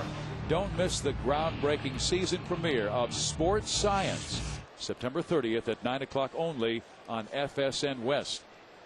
I hope they do a story on that MIT professor who did all the research on how a batter hits a baseball. They throw behind, A-Rod dives back, and he just barely gets there in time. Nice play by Jeff Mathis. A little bit different on this pitch there. He couldn't exactly throw behind Matsui. He had to throw over the top of it.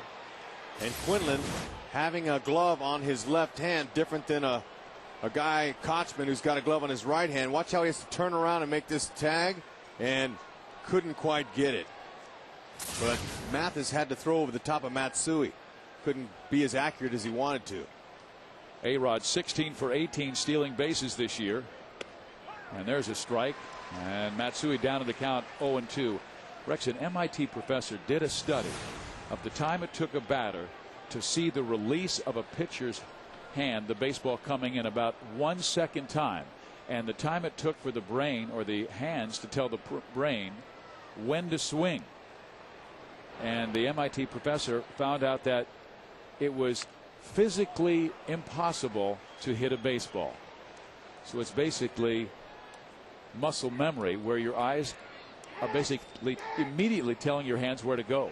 I think they ought to give that guy a courtesy at bat, let him stand in a big league game against a guy and let him really see what that's all about. But these guys have been doing it for years, since they've been kids. It's a reaction game, no doubt about it. That's why we talk about the loose grip. Look at Matsui. His fingers are nice and loose on that bat. You got to be able to react quickly. Held his swing nicely there. It's Ron Kolpa. He had the home plate last night. They rotate clockwise, the umpires do, per game. Threw Matsui a breaking ball and an 0-2 count. Will he come back with it here? Matsui, dangerous batter. He was the American League Player of the Month with 13 home runs in July.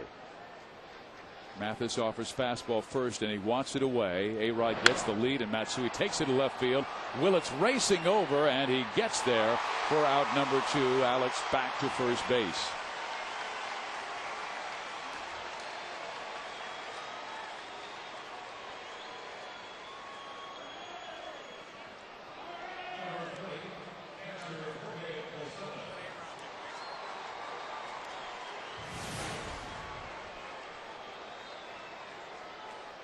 Posada singled his first time, and New York had a great threat back in the second inning with Matsui at third, Posada at first base, but Robinson Cano followed and hit into a 1-6-3 double play. The Angels have turned 2 double plays in the game, and New York 1.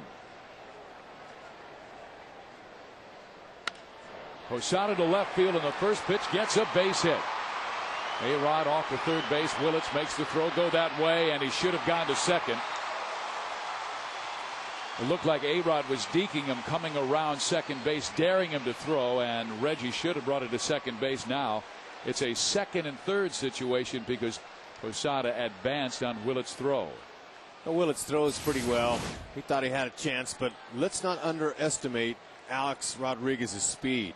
For a big man, he runs very well. Slowed down a little bit there, but he can eyeball that. He doesn't need Larry Boa, the third base coach, to tell him to come over. Any play that's in front of the runner, he knows his ability. He knows if he can make the move or not, and it was no problem. So Mike Butcher comes out, joins Jeff Mathis to talk about the situation with Cano. And we've got time to tell our fans about the Rally Monkey Kids Cap that's being given away tomorrow night. It's free for all kids ages 2 to 18, courtesy of Langer's Juice. You can't buy this hat anywhere, so be sure to log on to angelsbaseball.com now or visit the Angels Stadium ticket office to purchase tickets for this exclusive giveaway. Once again, there are some great seats available. Go online. Get a cap like that at angelsbaseball.com when you come tomorrow night. Cano. First pitch changeup, ball 1. Okay, I'm sure Mike Butcher said, hey, look, let's go start out the guy a little bit soft and then make sure to pound him in because he's got such an inside-out swing. He's going to try to drive in those runs to the opposite field. 266 batter this year with runners out there. He can change the game very quickly. 7 of his 13 home runs have come in the last month. Raised his average to 305 last year. Robinson hit 342 with 15 big flies.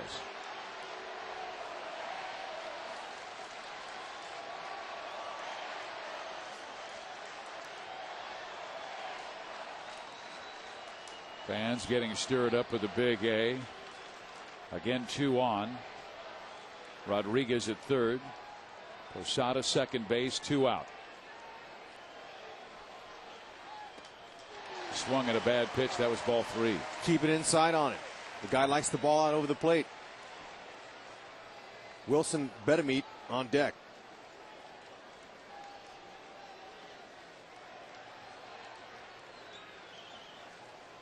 Cano, the kid's got huge hands. Big handed guy. He's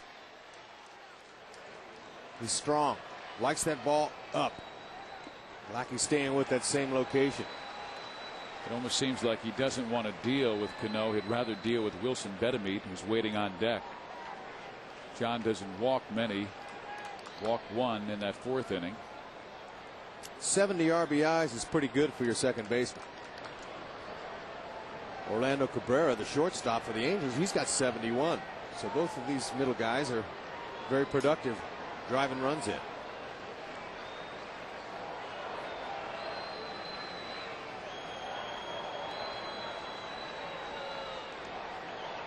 They go away, and Robinson Cano hits it away, but that pitch may have caught too much of the plate. Still kept it out there, though, and that's all really Cano could do with that. It was a little bit up, which was good for John. Now let's see if he can execute a big breaking ball for a strike. That might be a good pitch for him. He went away with the fastball. He has mainly pitched Cano soft, low, and in.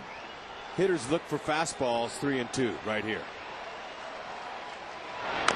He gave him a breaking ball, and Lackey's going to take it. Quick toss to first, and he throws it away, and 2 runs.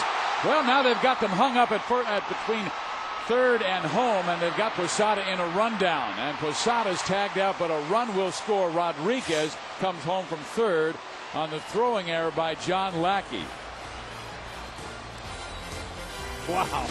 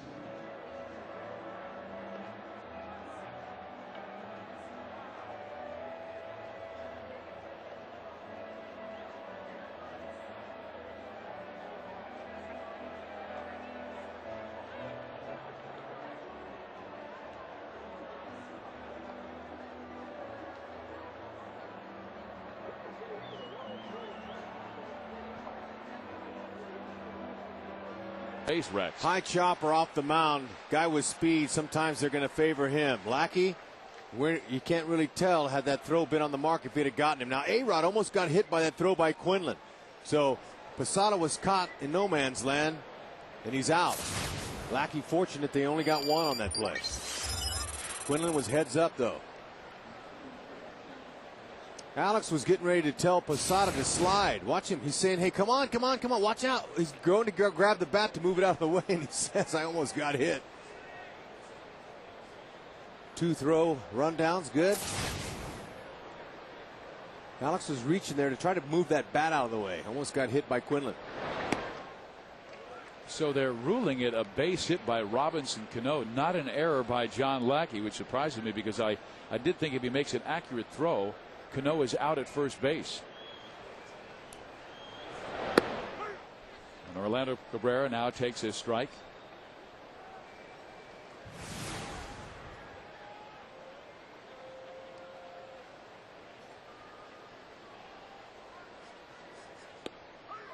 All right, let's show that play again and see if John would have beat Cano on the throw.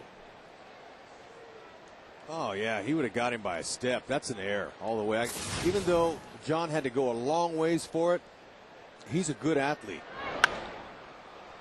In the air, shallow right field. Bobby Abreu is there to make the catch on Orlando Cabrera for the first out of the bottom of the 4th inning. Well, you know, we have to see the replay. In real speed, it was tough to tell, but that slow motion play there, you could tell John, all he had to do was make an accurate throw. And as good an athlete as he is, I was thinking he was going to make that play. Just errant with the throw. Little dart toss is what it was. Second error for John Lackey on the season. Now Vlad Guerrero almost hit it out his first time up. Excuse me. Just one error. He wasn't charged with an error. My bad. Vladdy rips it towards left. Off the wall. Wonder how many bases he'll get on this one. Now Damon drops the ball. And Vlad has a one-out double. I mean, he hit that one squarely. If he gets under it, it may still be traveling. No, he definitely squared it up, and that's what the Angels need now. They need to start getting to Pettit here. They need to douse his confidence because he's cruising along pretty good. Now, Johnny Damon, he just turned and let that go over his head.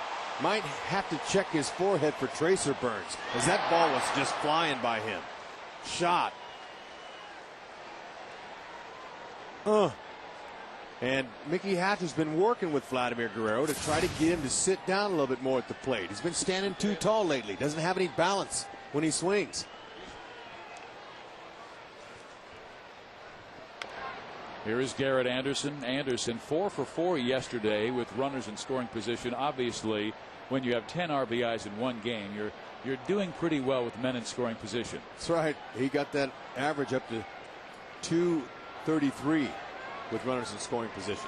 From 204 that's to right. 233. Now, he hit Pettit's big curveball last time. Pettit came back with a fastball. Garrett was ready for it, but he fouled it back.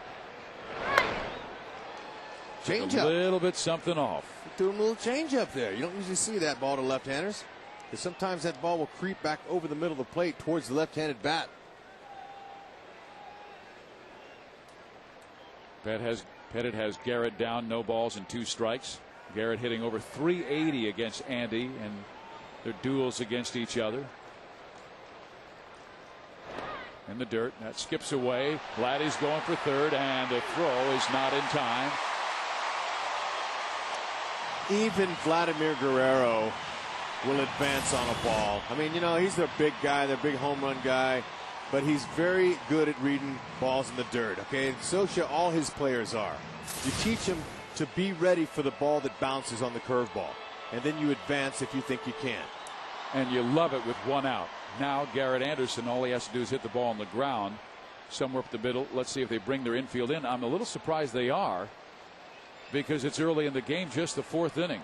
Well, now they're bringing him halfway. Halfway, yeah. And that's okay. That means that any ball right at him on the line, they can come home with. And Garrett stepped out for a moment just to see where the infielders were playing. The Angels as a team very aggressive from third base with 1 out. Not as aggressive with nobody out. You don't see very many left-handers stand there with their glove up near their mouth and their face and the ball hanging down by the side. Okay, that's kind of a method he uses to hide the ball and not let the guy see any facial expressions or the baseball.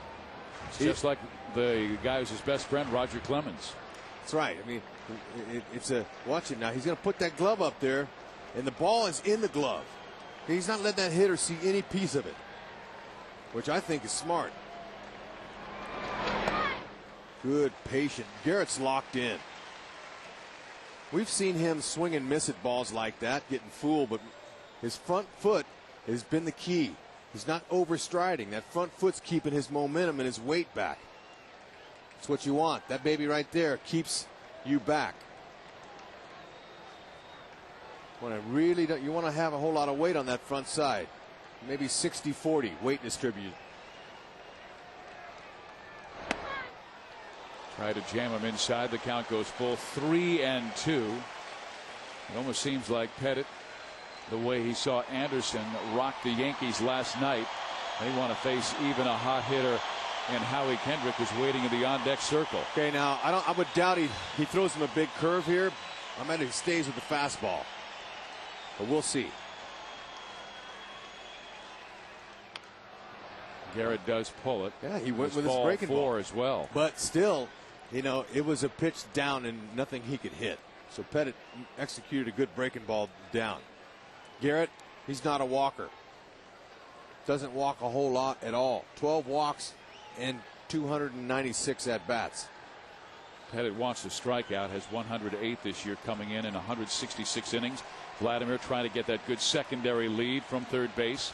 Has room with A-Rod playing off the bag.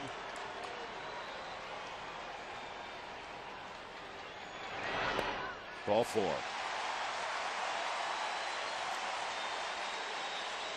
Second walk in the game by Andy Pettit. Also walked young Jeff Mathis in the third. And now he's walked Garrett Anderson in the fourth. And Howie Kendrick, who hit into a sharp 4-6-3 double play, hit the ball right on the screws against Pettit, but right at Robinson Cano. Look at the expressionless face of these guys. That'll tell you about their focus and how serious it is. You know, you got to be in a certain bubble. But Andy Pettit said, when I was in the minor leagues, Rex, he had a big time temper. He would really throw a temper tantrum on the mound, but he has a poker face now, and he said, yeah, I still burn inside when I make mistakes, but I'm not going to let that batter know it. All right, and that's a big key. He's probably learned that by talking to other hitters. Changeup, 1 ball, 1 strike. Beauty. Pettit, back in his earlier days, would throw the changeup just as a show-me pitch. And now he's pitching it, he's throwing it for strikes, and he's much more effective. That's the evolution of a young guy compared to an old guy. He's starting to learn how to get guys out.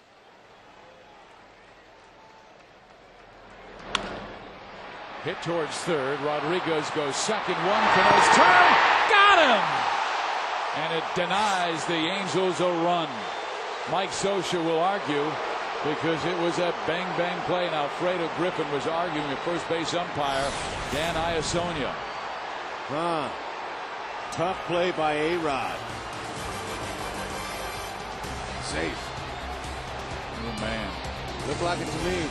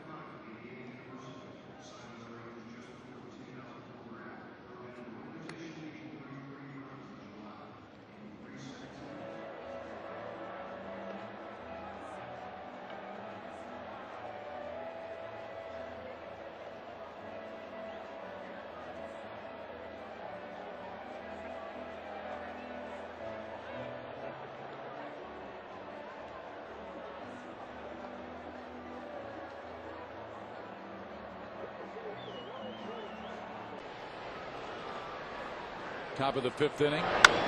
Wilson Betemit will lead things off. Dan Iasonia had a big argument, threw Mike Scioscia out earlier this week, and then made a difficult, challenging call here. But you see, Howie Kendrick's foot is on the bag, and that cost the Angels a run. Scioscia came out to argue with Iasonia, and Mike obviously did not win the argument. But I'm sure somebody might go check the replay, and Alfredo Griffin may whisper into Iasonia's ear, our replays showed you were wrong. If he's smart, he will not do that. All right. And now you must explain yourself, sir. Because if you come out and tell the umpire he missed the call, the umpire might just say, oh, yeah, well, you're going to miss the rest of the game. See ya. Okay, now watch this foot position by Howie Kendrick. Watch where he steps on the base. Right there, he's touching the front part of the base. Young players out there, that's how you touch a base. The front part of the base, not the middle of the bag or the back of the bag. get there in front, you get there quicker. So she's saying, hey, come on, I saw that with my own eyes. Popped up right side, Rob Quinlan. And Melky Cabrera is the second out.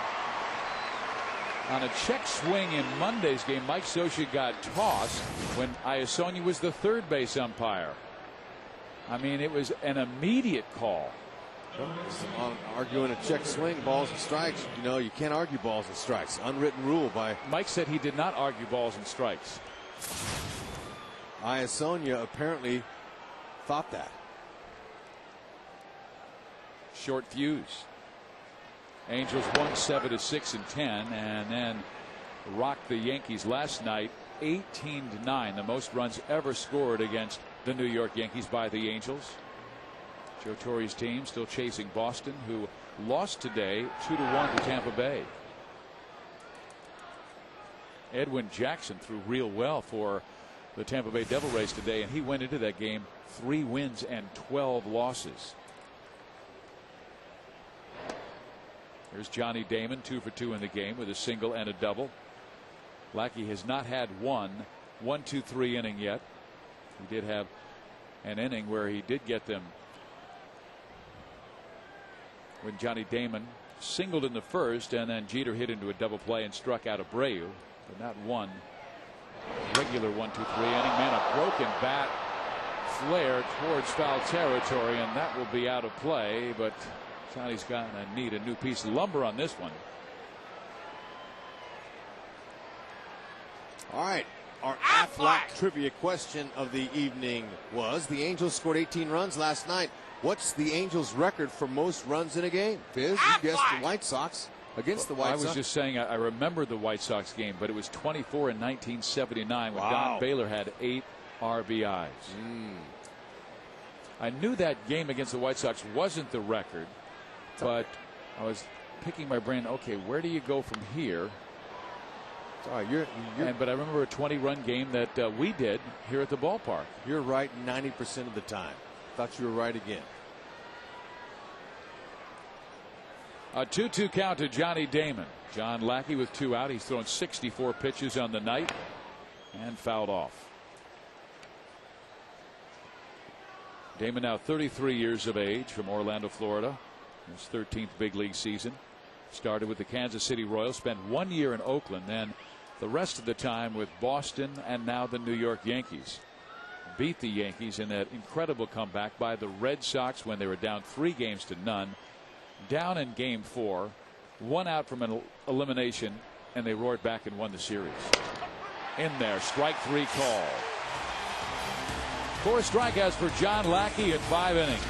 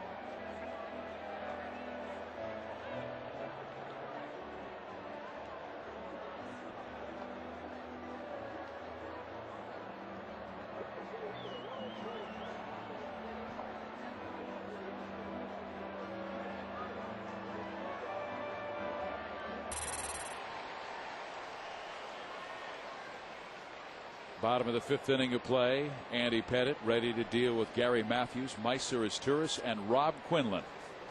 New York scored a run in the 4th inning. Matthews in the game has grounded out. Gary just batting .214 in August.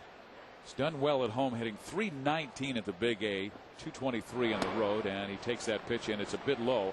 And the Angels have really been outstanding this year at home, 42-17, but they have had incredible success against the New York Yankees here. They've won 11 of their last 15 at the Big A over New York since 2005, and that includes that 05 playoffs. Chopper to short. Jeter has it. Matthews is out.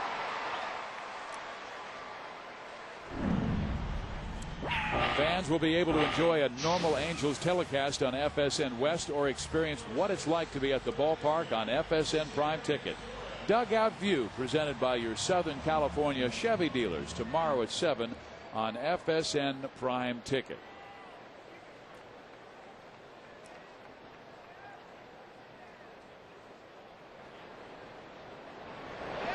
Now, Rex, when you talk about that, the Angels winning 11 of their last 15 at the Big A over the Yankees, do you think that gets into the mind of this very experienced team? Oh, what a question. The Angels and their ballpark here are in deep in the minds of the Yankees. They have had a hard time figuring out the Angels' success, but they know.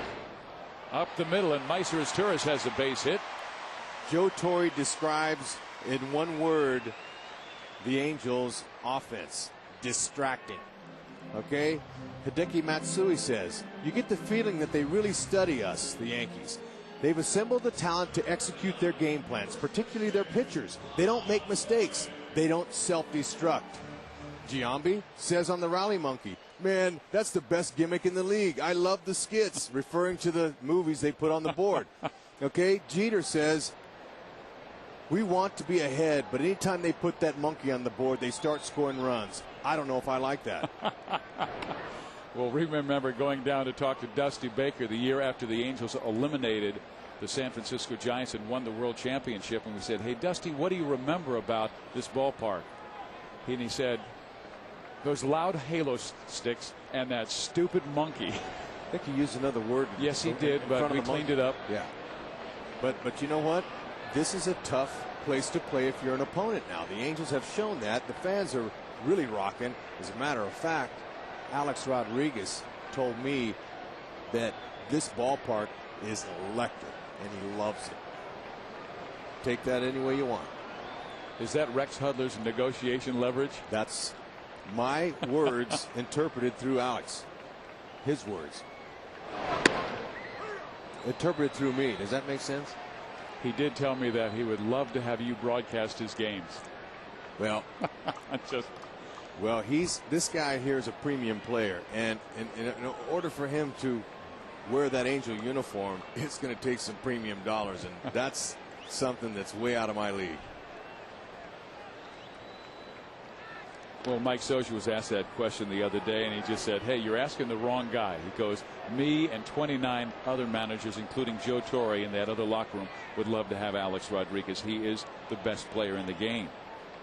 Bill Stoneman is the Angels general manager. They'll make that decision at the end of the year because the Yankees have 10 days at the end of the World Series to negotiate with Alex Rodriguez and his agent Scott Boras, whose office is in Newport Beach. There's no one in their lineup who won't run, says Joe Torre. So to answer your original question, yes, the Angels are in the minds of the Yankees.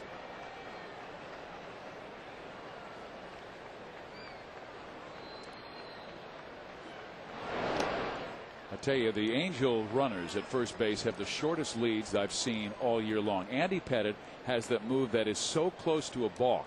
Tino Martinez told me one time, who was their first baseman, that there have been times where I got fooled and I wasn't sure he was coming to first base. Yeah, if you're a first baseman, you got to really keep your eye on that pitcher. I mean, look at Turris's lead. I'll bet it's a good yard shorter than it normally is. Well, you know, so what you do is you just get enough lead to where you can fall down and get back to first. And that's what Meister just did. Mark Langston had 91. Langley. Rogers with 90 and Pettit with 80. They just don't run on Andy anymore.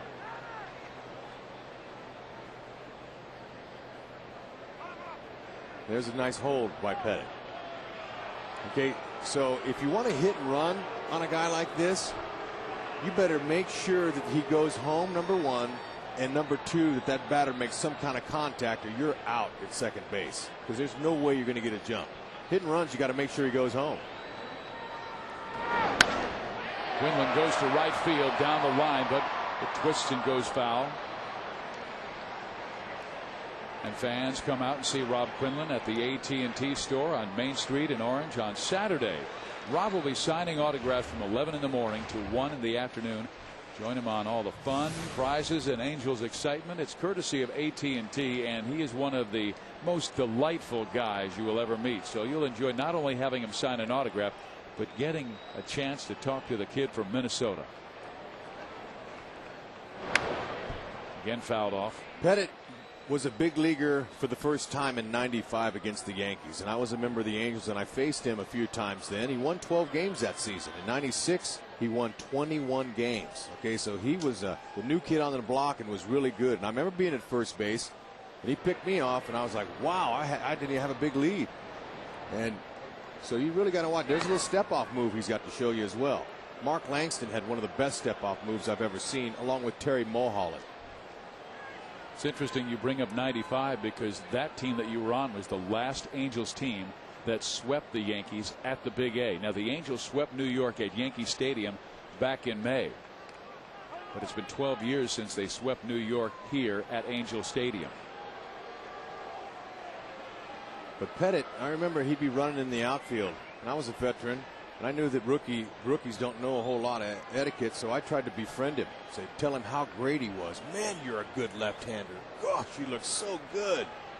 And that ploy on my part was to lure him in, to get him to believe that and go, wow, hey, thanks Rex, I appreciate that. And that way that'll soften him up a little bit, so maybe he's not intimidated at all and he's going to go in there. Now it worked. I was only 2 for 7 off him in my career, but he was young at that time. Now he knows better than to talk to hitters. You never want to tip your hand to him. Well, they say the greats are like that. Bob Gibson refused to talk to any opposing player. He just looked at him and said, you are the enemy. Ron Fairley was his teammate with St. Louis, and when he was traded to the Dodgers, he went over to Gibson during batting practice and, hey, Bob, how you doing? He says, I'm not talking to you. You're the enemy now. Walked away. Oof. That's competitive. Rob Quinlan goes to right field. Abreu with the lights there throws to first base as Turris gets back in time. The ball skips over the head of Betemit, but Posada was backing up wisely. 2 outs. Body language that Abreu showed was that he was having some trouble in that bank of lights up there. It happens once in a while, but you stay in there until it comes out. Now he airmails his throw as Esturris was halfway and it went over Betemit's head, but no advance by Esturris as Posada was right there. Jeff Mathis worked one of the 2 walks that's been issued by Pettit tonight. It should be a tie ball game at 1. The Angels had runners on first and third with 1 out, and Howie Kendrick hit into an inning-ending 5-4-3 double play, but on our replay it showed that Kendrick was safe at first base and Guerrero should have scored the Angels' run. But those are the breaks of the game.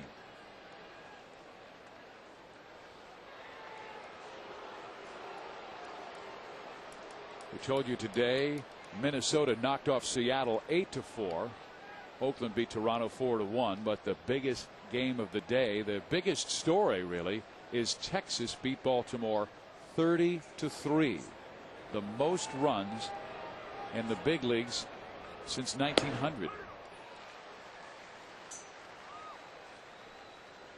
And in the second game, Texas is leading Baltimore by 1 run. They won by 27 runs in the first game. They're leading by 1, 6-5 in the bottom of the 7th.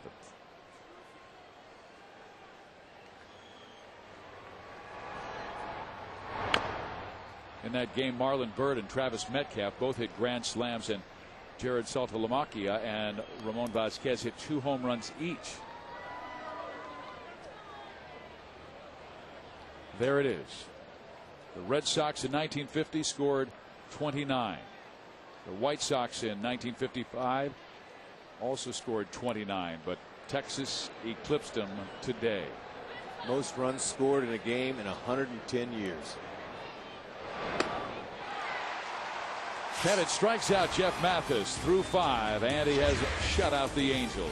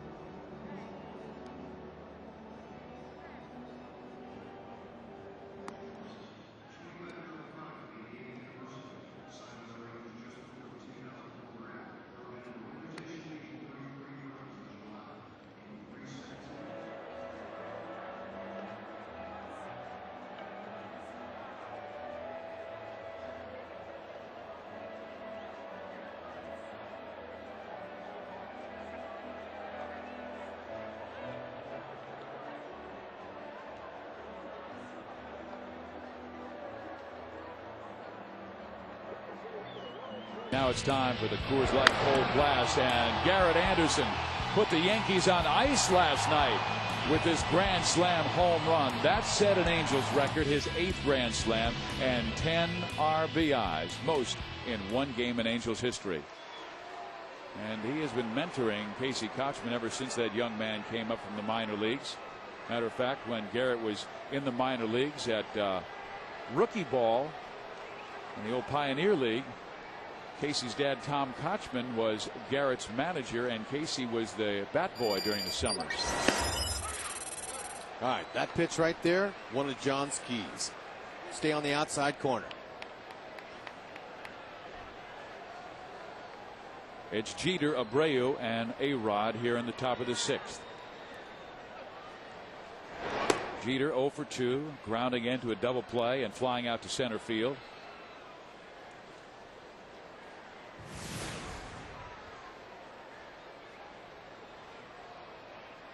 John has worked him away a lot tonight with the fastball and with the breaking ball. He'll stay away here. And it is tapped towards Orlando Cabrera. Quick toss and got him. Nice play. Hey kids, looking for a great way to show off your favorite baseball cards and keep them all together?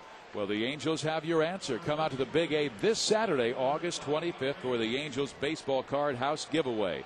It comes with a free pack of baseball cards, and it's a perfect way for you to show them off. It's free for all kids ages 2 to 18, and it's courtesy of Upper Deck. Can't wait to start or add to your baseball card collection? Just go online. Get tickets. angelsbaseball.com.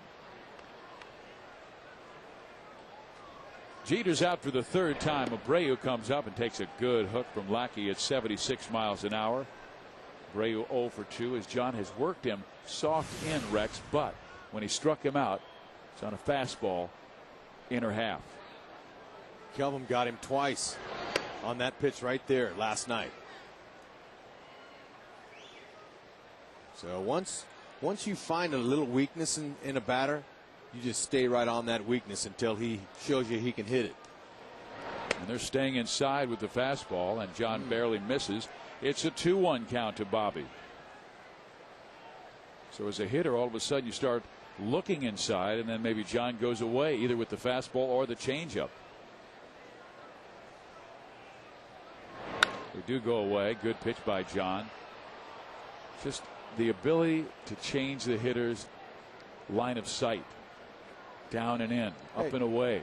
Yeah, you know, that's an important aspect in pitching. Now, pitchers will learn that. They don't get the chance to swing the bat that often, but they'll learn that by watching tapes and talking to other hitters. Left field, Willits, 2 outs. But John Lackey's ability to eliminate the big inning, I think, has been key to his success this year. 15 wins. And he's been able to get Alex Rodriguez out once.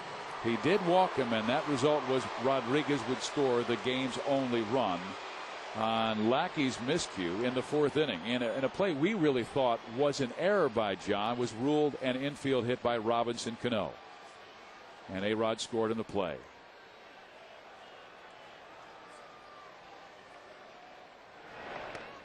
Good breaking ball, strike 1.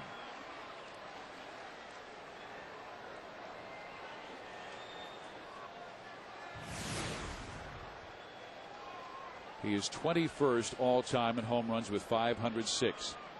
His 8th 40 or more home run season, and another wicked breaking ball outside corner, 0-2. Okay, let's take a look at the play they gave him a hit on that should have been an error. John, tremendous athlete. He just missed his release point there.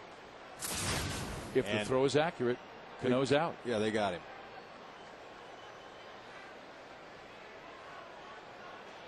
Alex gets his hands out in extension. He's tough. Try to tie him up in, get him out of the way. That fastball in the corner just missed there.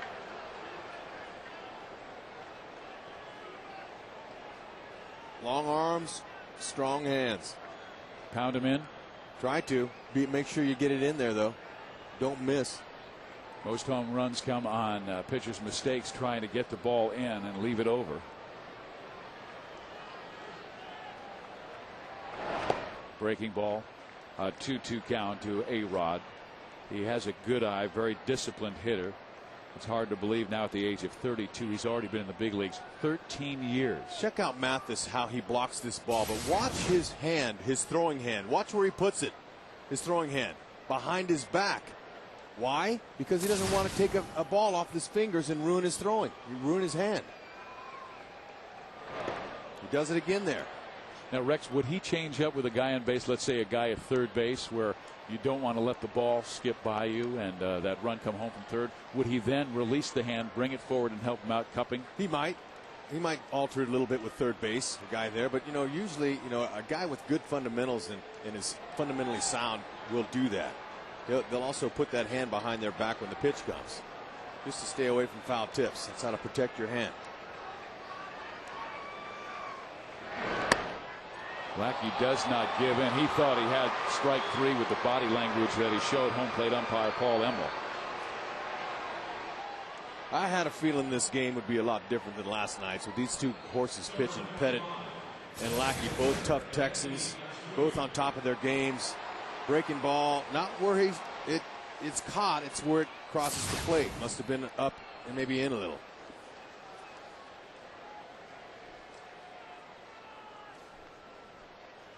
So A-Rod at first base, and with 2 out, he might be going. 16 steals this year.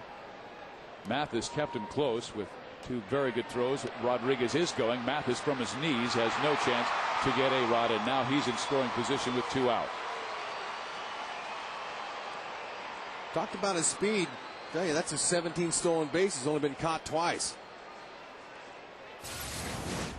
He's just a great athlete. You don't see a lot of guys with his kind of power that rip off bases like he does. 17 now. Caught just twice. Big time in the game with Matsui up. 1 for 2 in the game. 4 hits in the series. And you can see how hot Hideki has been recently. .350 average last 45 games, and that includes 15 home runs. He was just jerking them down the line at Yankee Stadium into that short porch. Matsui didn't always bat left-handed. I talked to him before the game. I said, I read something where your brother helped you turn to the left side of the plate. Is that true? He says, yeah. You know what? He encouraged me to do that. He said there's more right-handers. Hits that one well. Matthews off to the races, still going back, reaches up and makes a tremendous running catch, and Lackey gets out of trouble in the 6th inning.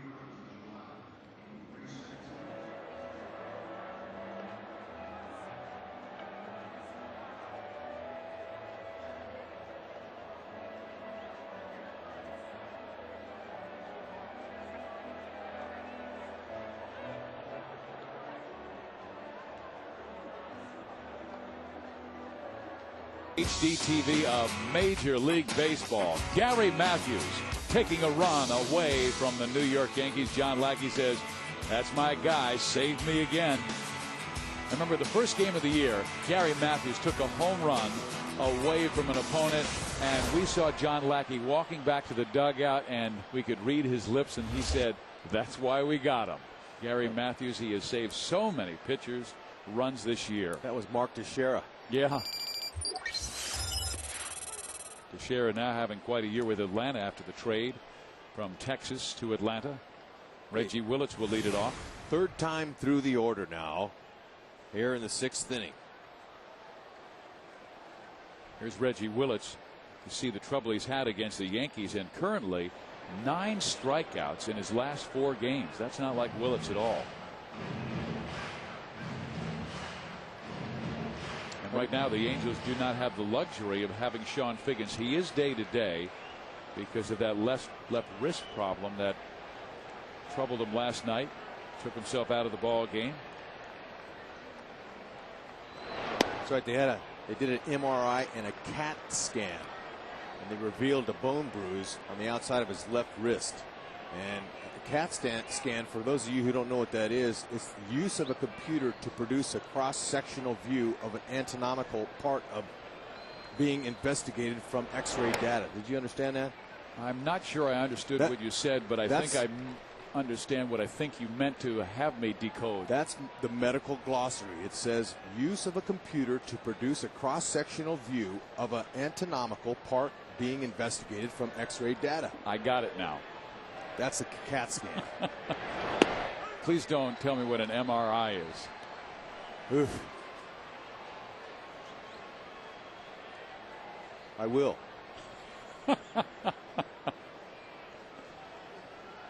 But first, this 2-2 pitch from Andy Pettitte to Reggie Willits.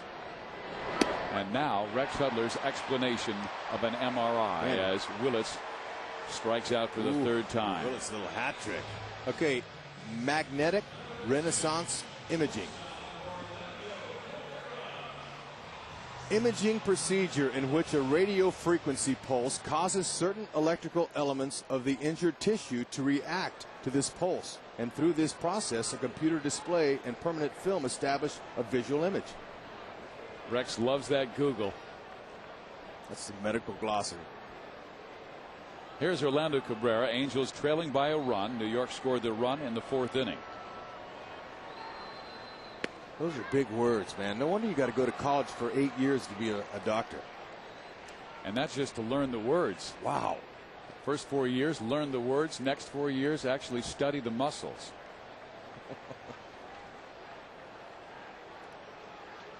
Pettit, he's got it going on. Good command tonight with all of his pitches. Big breaking ball, tries a little back door, didn't work. Our Marines.com. Semper Fi. Leaders of the game. Orlando Cabrera leads the American League shortstops in fielding. Jeter won the Gold Glove the last 3 years, and there goes Cabrera to left field, rather deep, racing back Johnny Damon. He leaps, and it is gone, and that home run ties this game.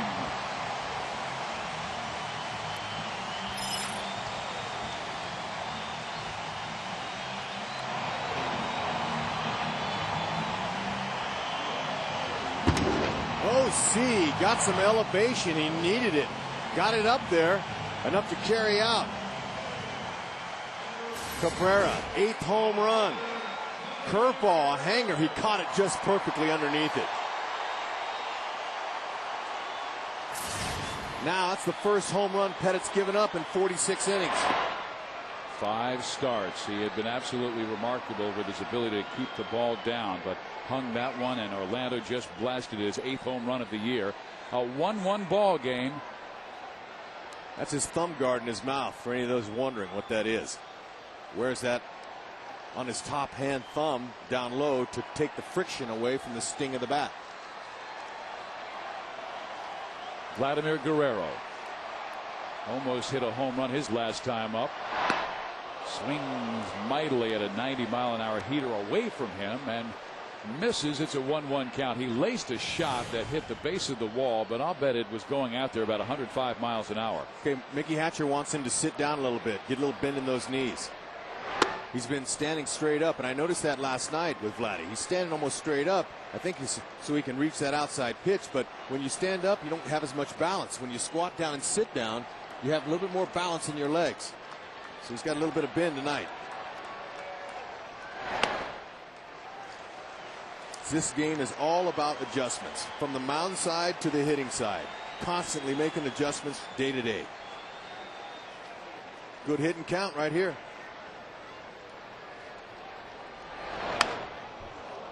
Back to the screen it goes. Okay, he didn't swing real hard, Cabrera, on this swing. Okay, he just put his bat out there, and the ball was hung up there a little bit. It was up, and he caught the back underside of the baseball. When you do that, that ball gets backspin on it, and it carries further when you do that. When you catch it just clean underneath.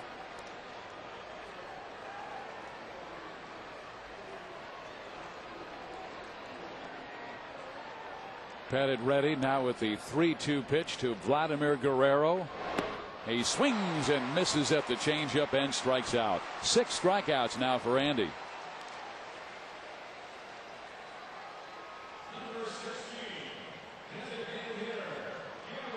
What a pitcher's duel we got in this final game. Angels looking for a sweep of the Yankees. Hadn't happened here at home since '95. But these two guys being extremely stingy. Matter of fact, you know, hitters are only 2 for 24 with runners in scoring position over the last 4 starts off of Pettit. So Angels have had a man in scoring position just once tonight. So make it 2 for 25 over his last 4. He's been real stingy. Garrett Anderson pops it up. Shallow right. Out goes Cano. In comes Abreu, and Abreu makes the catch. They almost collided. But Orlando Cabrera goes deep. And this game is now locked up at 1 apiece.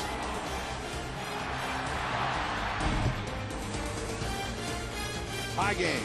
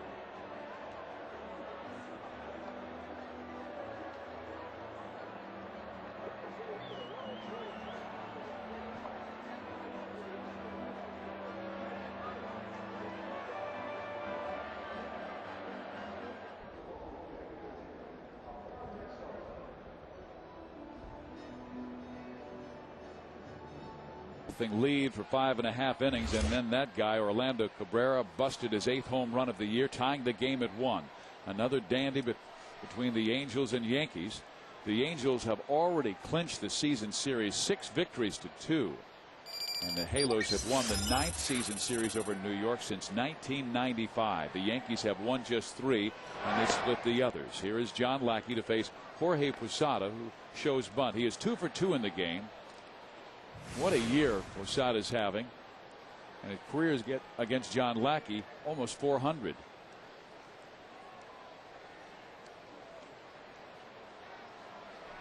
Every single pitch, every single defensive moment, huge. Gary Matthews took a run away from New York in the top of the 6th inning with a marvelous catch with A-Rod at second base. Looked like Matsui might have a double. Instead, Gary got a great jump and raced it down.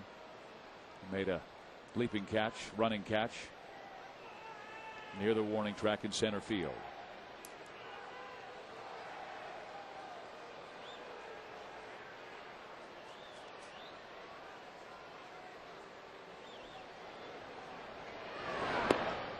Posada doesn't bite at the changeup that filters away, and the count goes to 2-1. Lackey's only walked 2 batters in the game, and both times it was the hot hitting Alex Rodriguez.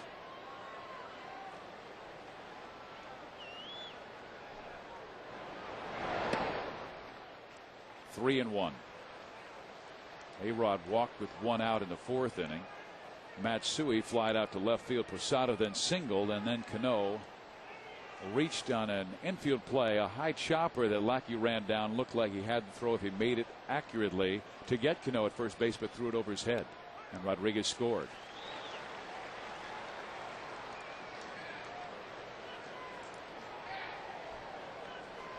So John gets right back in the count, a 3-2. Now let's see how he deals with Jeff Mathis here. John says yes to the fastball in, and there's a ground ball hit to Rob Quinlan, and it is foul, and they'll try it again at 3 balls and 2 strikes. And Jorge will have to try another piece of lumber. Well, you think catchers would wear down with so much work. This guy has never been on the disabled list, Rex, and he has at least 120 games caught each of the last 7 years. That's staying in shape, but you also have to have the great dynamics of your family genes, because his history of success is outstanding. Jason Kendall, since 2000, 1,107 games, and he catches about 140 to 145 every year. Posada, then Brad Ausmus. Yeah, most games started at catcher the last 7 seasons. From 2000 to 06, Jason Kendall's ahead of him with 900. There is a leadoff walk to Jorge Posada. Yeah, just Kendall's ahead of Posada in games caught.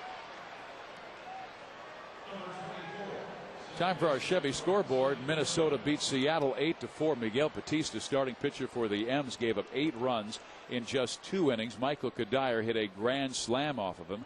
And Boston lost to Tampa Bay 2-1. So right now the Angels with a 2.5 game lead. The Yankees 5.5 games back, and 2 back of Seattle in the wild card with a chance to gain ground. It's that guy again, Robinson Cano, up the middle, past Kendrick into center field. Posada around second base and will make it to third, and it's a 1st and 3rd situation with nobody out in the 7th inning.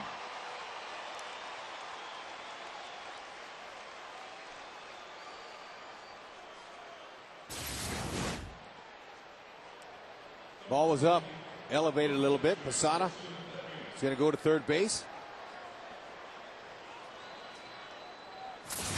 Angels 1st and 3rd, waiting for a big hit. So the go-ahead run is at third base with nobody out. The Angels have turned 2 double plays tonight. Betemit, though, has struck out twice against John Lackey. The only thing better than a strikeout right here for John would be a comebacker right to him. Very good. Hold the runner and maybe get the double play.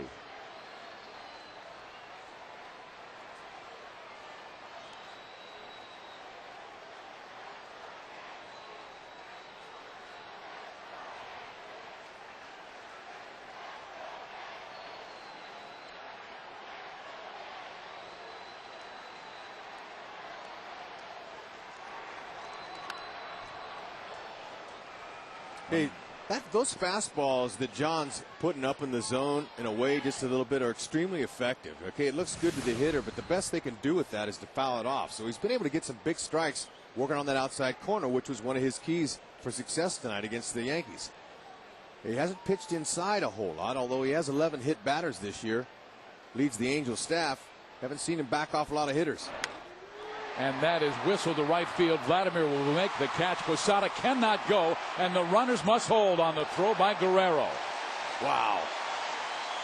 Another sinking liner judged perfectly by Big Daddy, but Mathis, he did a heck of a job stopping that ball thrown by Big Daddy. He just put his body in front of that. When you have all that padding there and that chest protector, you got to know how to use it, and Mathis does. Lackey was backing up, but Vladdy unleashed some kind of frozen rope home here. Watch Mathis. See how he uses chest protector? The ball, look at it, perfect form. Hit right off his chest protector. Ball goes nowhere. Perfect. That ball kicks away from him. Posada could come home.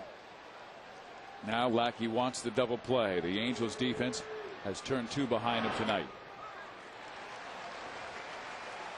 Cano does not run that often at first base. He has average speed. He's stolen 3 bases. He's been caught 4 times. Big John this year has allowed 14 stolen bases, and they've caught 5 of them. You were talking about the Yankees saying the Angels with a great game plan, the ability to execute pitch after pitch. Lackey just barely missed low and in to Melky Cabrera.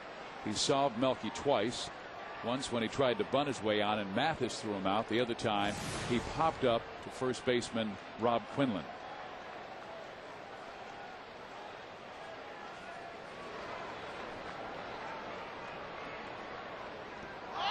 Swung at a bad pitch in the dirt. Mathis pounces all over it to keep the runners at first and third. Hey, he's a young catcher, but you can really tell as quick as he is with his footwork. Watch him. He's all over this.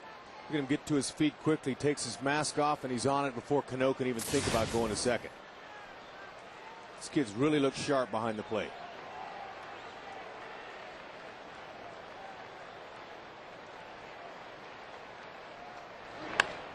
Hit sharply into right field. That will score Posada. And New York goes in front 2-1.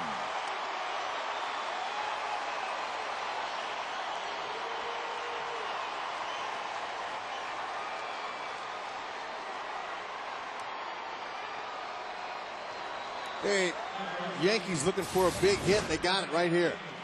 Breaking ball down, but over the middle of the plate. Melky looks like he followed it the whole way. Look at Exmo showing the snap on that breaking ball by Lackey right over the middle of the plate. Melky lines it cleanly. Well, that tells you what kind of hitter he is going to be. He's just 22 years old. Johnny Damon goes towards left field. Reggie Willits is there, makes the catch, brings it to third, and the runners must hold at first and second base. When the Angels bat in the bottom of the 7th inning, they'll have Howie Kendrick, Gary Matthews, and Maestas Turris. Scott Shields starting to warm up. Did not pitch on Monday. The Angels held him back to work on his mechanics with pitching coach Mike Butcher. And he'll likely be coming in for the 8th inning if John can get Derek Jeter out. The next pitch will be John's 100th of the evening. Man, he has battled the Yankees this year. First meeting May 27th. He won the game 4-3, allowed just 2 runs in 8 innings. July 7th, brilliant performance against Roger Clemens. Allowed 1 run in 8 innings. Didn't walk anybody, struck out 11. Angels won it in 13 innings, 2-1.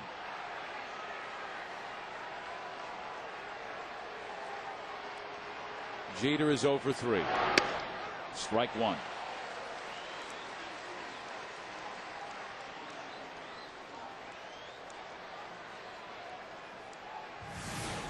Matthews had Jeter played just perfectly earlier in the game when there was a runner in scoring position.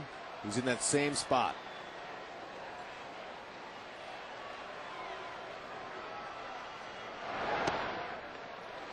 Tried to come inside, missed, but did miss low. We talk about the inside out hitting ability of Jeter. So you see Up at the top of your screen is Matthews. He's on that right field side. He's been so clutch in these situations this year. Runners in scoring position with 2 out. And you talked about that Angel defense with Damon at second base in the 3rd inning. He hit the ball sharply, but Matthews had him play perfectly and ran it down in right center field. Again blocked nicely by Jeff. No advance. Cano at second. Cabrera at first.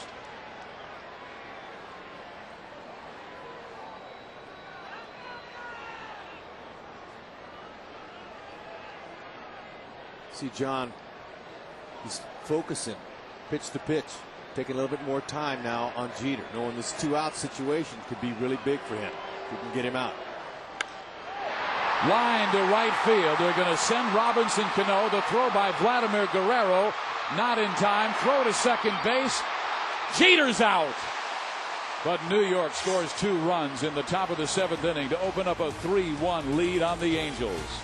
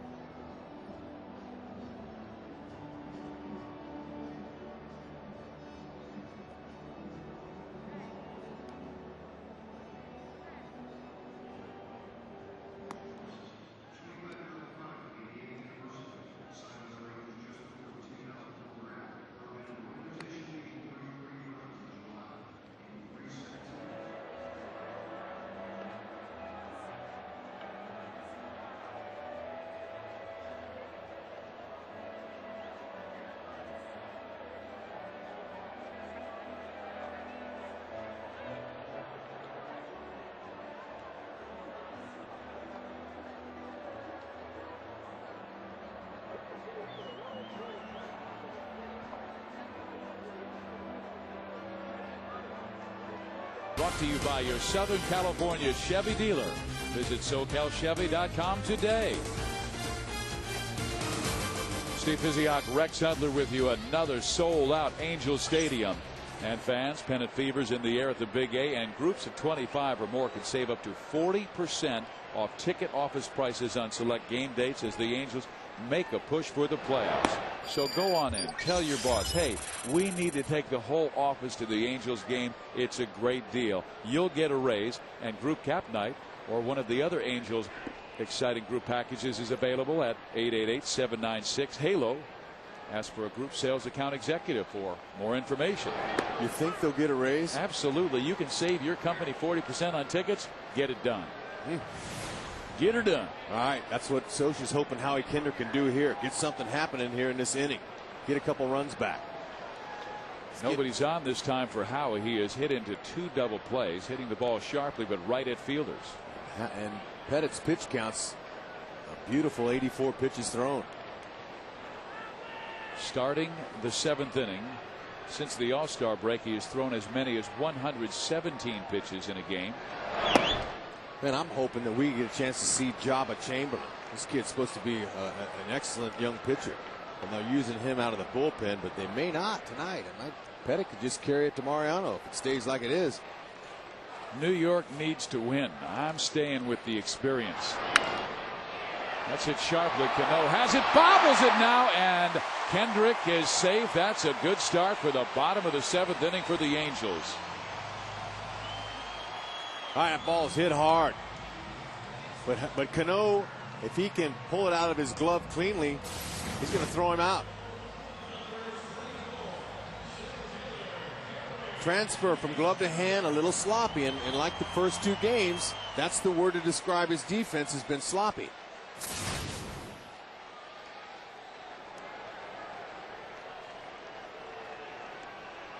See if the Angels can capitalize.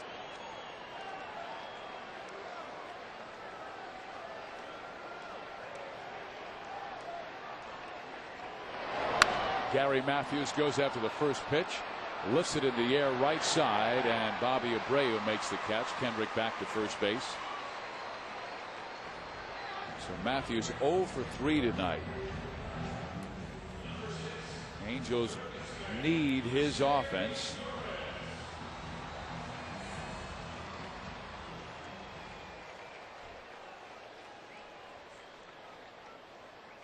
Headed to face Meiser is Turris. Meiser is 1 for 2 in the game, struck out looking in the third and singled in the fifth.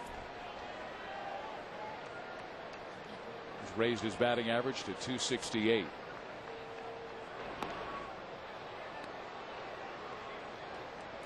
I can tell from up here watching Pettit's move. I can see when he's going over, but you can't at first base. What do you notice? I notice his front leg. His front leg is angling towards first base from here. But I'm right behind the screen. Up. First base runner can't see that. And see, he's going to bring his knee a little bit higher all the way up to his waist when he comes home. Little things like that you pick up. You see how high that leg kick comes up all the way to his chin? He's going home. He won't bring it up as high when he goes over.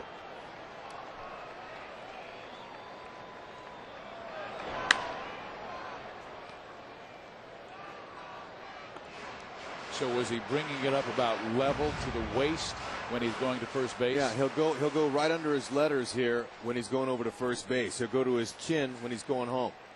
You know, the rule says you're not allowed to deceive the base runner, but his move is deceiving the base runner. Hey, that wording is deceiving.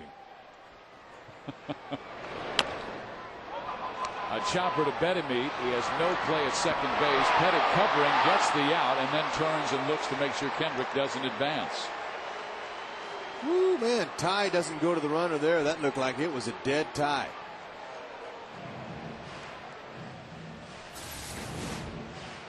Okay, watch him barehand this ball. Pettit. Nope, wasn't a dead tie. Replay shows it, got him. And then watch Dan Iasonia try and punch Pettit as he goes by. he had to pull up with that hook. It's kind of a funny move when you looked at it. The one replay, it looked like Iasonia was going to punch Pettit in the face. He was just calling the runner out. So Andy has to face the right-handed swinging Rob Quinlan, a career .308 hitter against left-handers. And Quinlan coming into the game was 4 for 6 in his career against the Yankees left-hander. But Rob dropped a beautiful bunt his first time up, and Rosado erased him on a great play, and then he flied out to right field. So Quinlan 0 for 2. Ball 1. That cut fastball he throws was taught to him by Billy Connors. Been with the Yankees for a long time, both in the minor league and in the big leagues.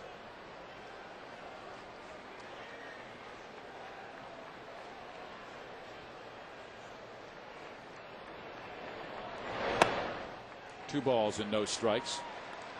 We got young Jeff Mathis waiting on deck, so Pettit might be saying, even though I put the tying run on, he may say, I'm not going to give Rob Quinlan any pitch down the middle. He wants to get himself out. Defensively in the outfield and in the infield, they're playing him straight up, and that's the best position for Quinlan because he's going to go line to line. He gets a lot of base hits down that right field line. Again, Rob takes. It's a 3-0 count. Mike Scioscia did call up from the minor leagues today. Brandon Wood sent out Marcus Gwynn.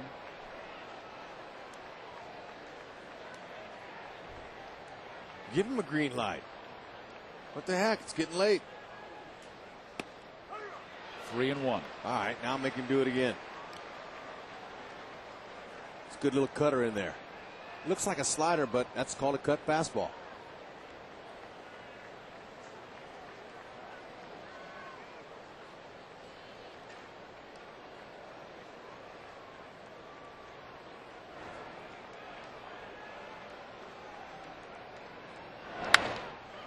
Bouncing ball right to Robinson Cano. Throws out Rob Quinlan. The Angels threaten but do not score in the 7th. 3-1 Yankees going to the 8th.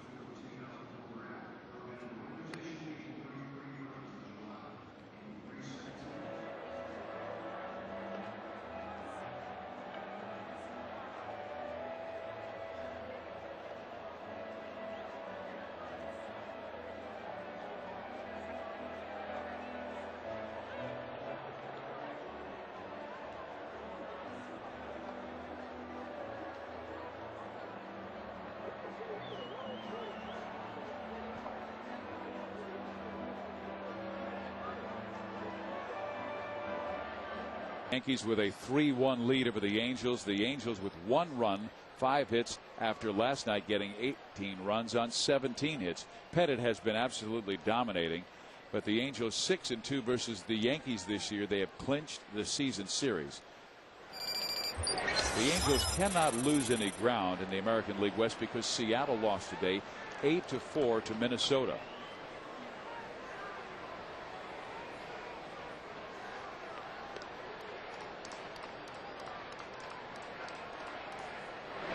And the Angels with 14 of the next 17 games at the Big A. Seattle has 14 of their next 17 on the road. Their only 3 home games will be Monday, Tuesday, Wednesday next week when they host the Angels. That should be a great series. Bobby Abreu skies one center field. Gary Matthews at the wall. It's gone.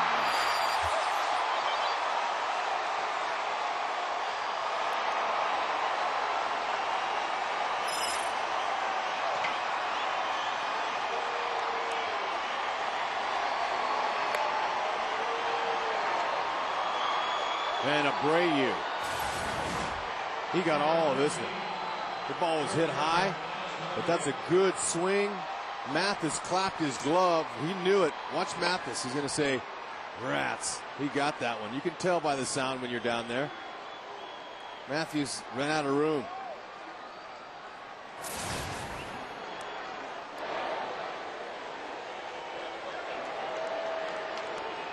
So John Lackey's evening is over. He goes 7+ innings, gives up 4 runs.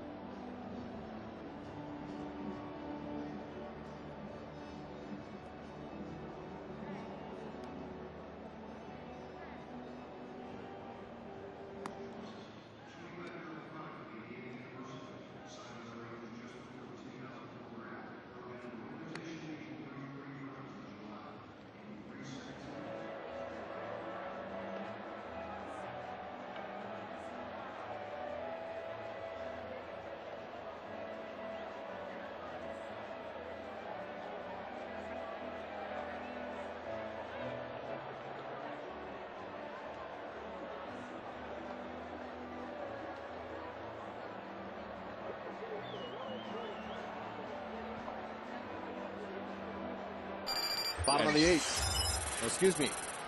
Top of the 8th. Time for a burger, though. An in-and-out burger. John Lackey out. Scott Shields is who is in. And he's facing Alex Rodriguez.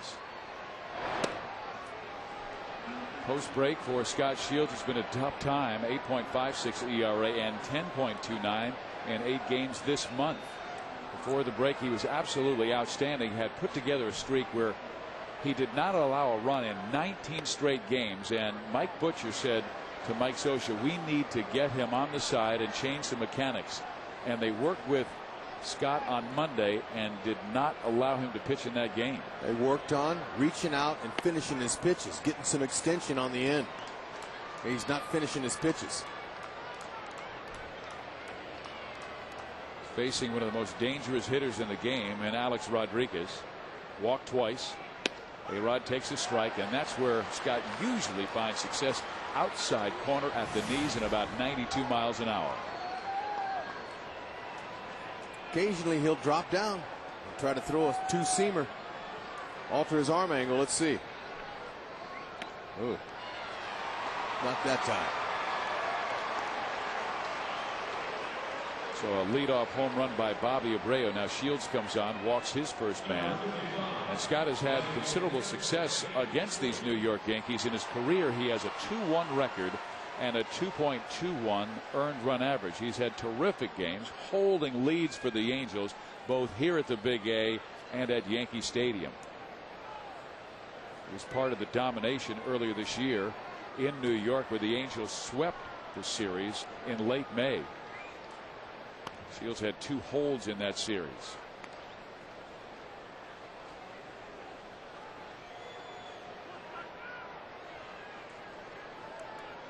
Jabba Chamberlain warming up in the Yankee bullpen. He can't be any better than Andy Pettit's been. Bring him in.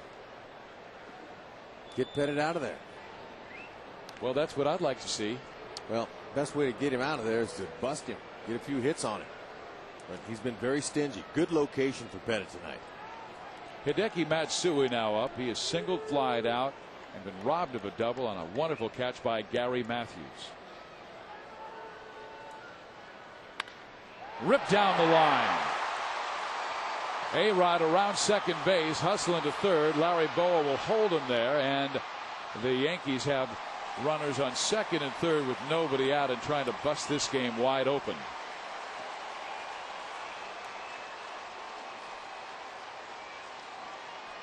Shields continuing to struggle, walking the double.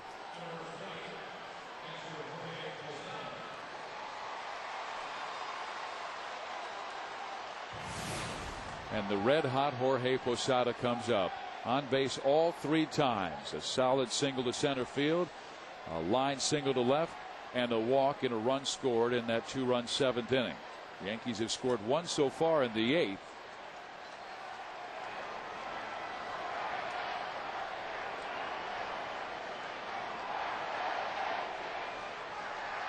And really, this is a great time for Scott. The Angels are trailing 4-1. Not the fact that he's put 2 guys on, but that the pressure is off. He can go out and execute his pitches. Forget about what just took place. Make your pitches and get guys out, even if he gives up a couple of runs here. We've seen Scott Shields over the years struggle a little bit in the second half, so he's just in a little mental slump as well. Popped up, foul territory, and that will get out of play. What makes Shields effective, as does most pitchers, is strike 1 and strike 2. When you get ahead, then you can finish guys off. But when you're falling behind 0-2, then you're trying to fight back in the strike zone, the hitter knows what's coming.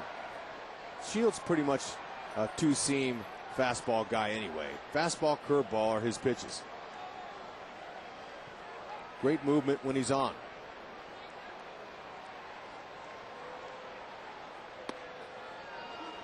2-1.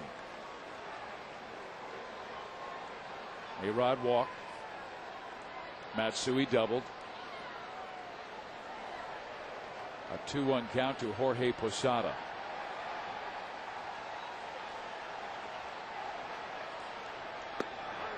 It's a great pitch right there. A lot of movement on it. Almost looked like it was going to hit Posada in the elbow, then zip back into the strike zone.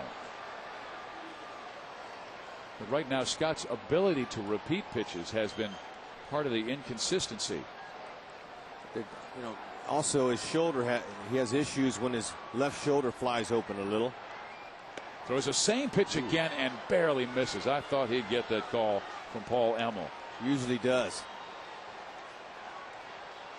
And I think you can see by the look Scott gave Emmel that, hey, buddy, that's a strike. I know they're the New York Yankees, and they get calls, but we need to get them too. Coming back inside, and that's a fair ball down the left field line. 2 runs will score. Posada with the double. Reggie with a late throw to second base after it took too long, looking home. And it is now a 6-1 New York lead.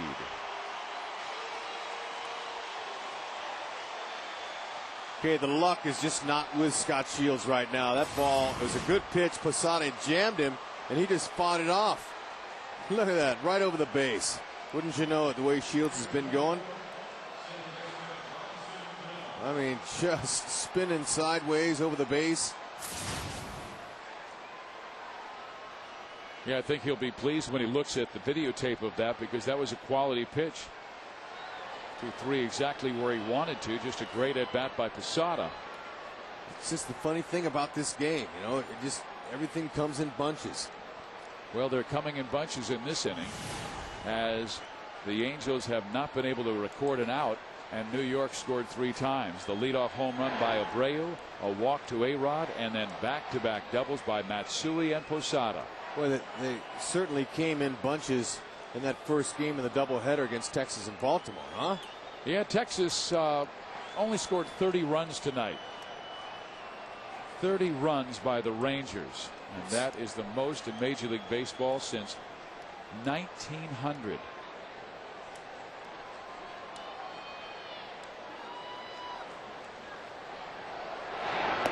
The Rangers, Rex, had a 5-0 lead. Sorry, it was a 5-3 ball game going to the 6th inning. They only led by 2 runs. Then they scored 9 runs in the 6th, didn't score in the 7th, then scored 10 in the 8th and 6 in the 9th for a 30-3 victory.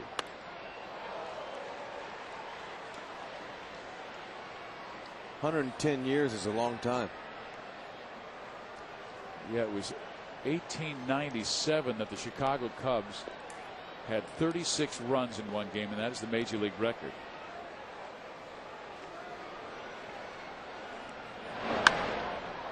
Popped him up left side, long run. Reggie Willits, he gets there and bangs against the wall. Heck of a play by Reggie. And I didn't think there's any way he's going to catch that. Great effort. It's going full speed. Got to slow down in 2-3 choppy steps. Ball was coming back. Nice athletic adjustment.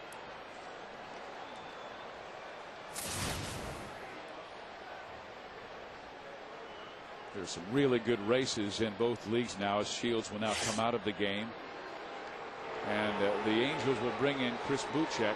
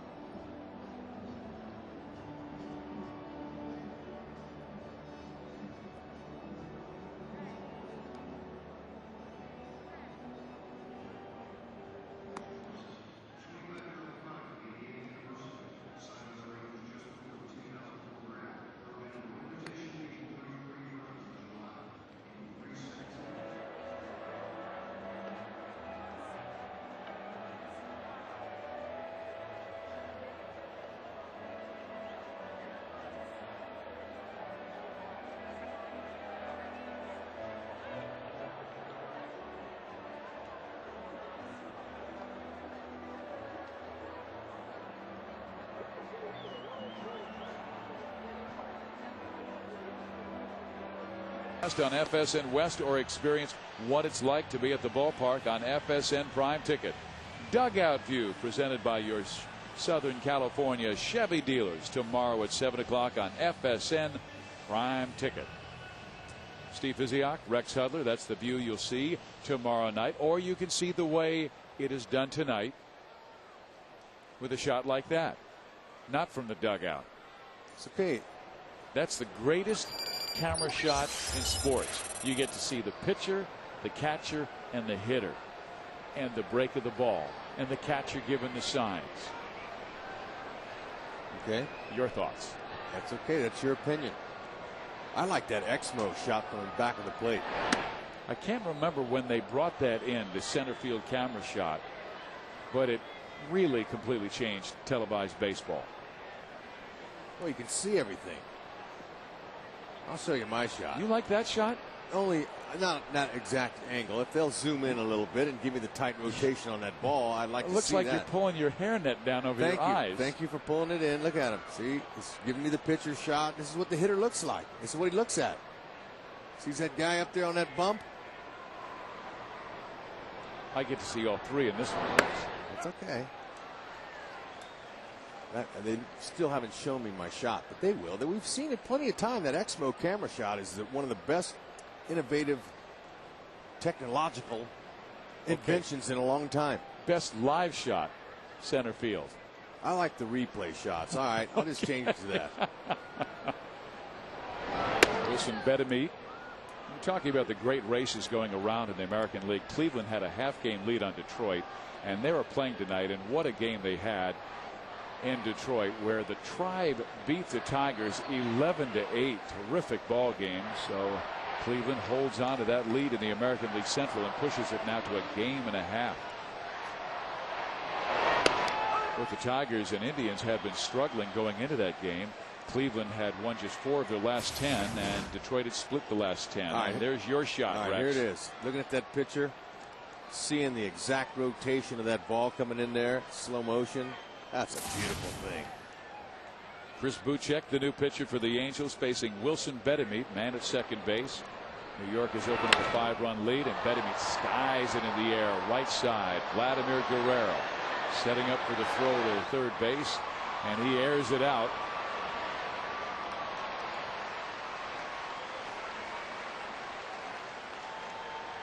Posada makes it all the way in.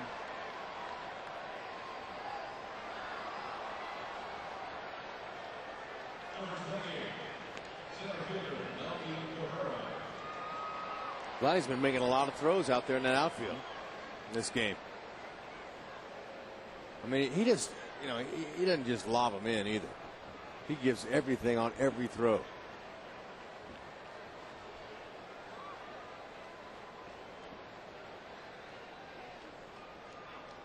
Melky Cabrera with 2 out. Ground ball in the hole, and that's a base hit, and it is now a 7-1 New York lead. Well, the last 2 innings really got to the Angels. John Lackey gave up 2 in the 7th, and New York has scored 4 more times in the 8th inning. It was a 1-1 ball game going to the 7th. The big hits in the 7th by Cabrera and also by Derek Jeter, and now a home run by Abreu, a 2-run double by Posada, a single by Melky Cabrera, and they're busting this game wide open.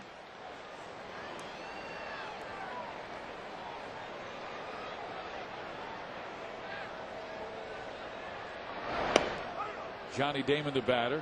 In the National League, Arizona has the lead in the National League West. And the Diamondbacks tonight won their game over Milwaukee 3-2. Milwaukee started the night tied with the Cubs for first place in the National League Central. And the Cubs are tied with San Francisco 2-2, bottom of the 9th inning up in the Bay Area.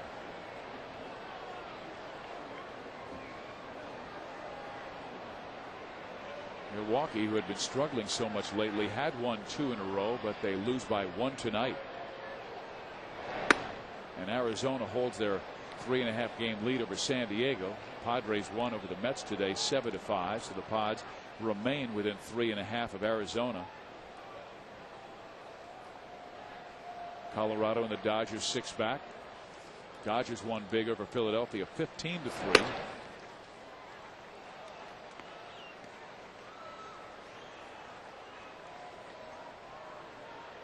Colorado lost to Pittsburgh badly, 11-2.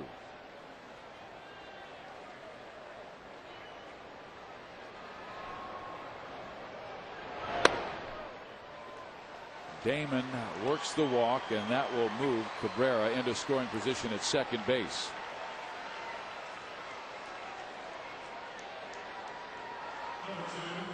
Mike Scioscia, he's glad he got the first two. The Angels won on Monday 7-6 in 10 innings, and then pounded Joe Torre's ball club 18-9, the most runs ever scored versus the Yankees by the Angels.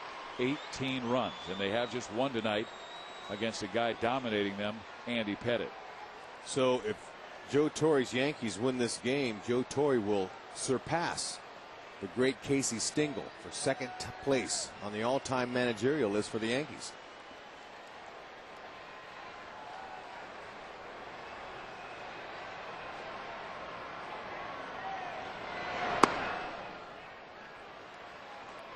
Well, that list, they've got plenty, but Joe McCarthy has more than any other Yankee manager, 1,460. But now it's Joe trying to move past Casey with 1,150. I mean, this is an organization with 26 world championships. Stengel won 7, McCarthy won 7, and Joe Torre's won 4. Pretty impressive. Miller Huggins, who had that very unhappy relationship with Babe Ruth, he won 3.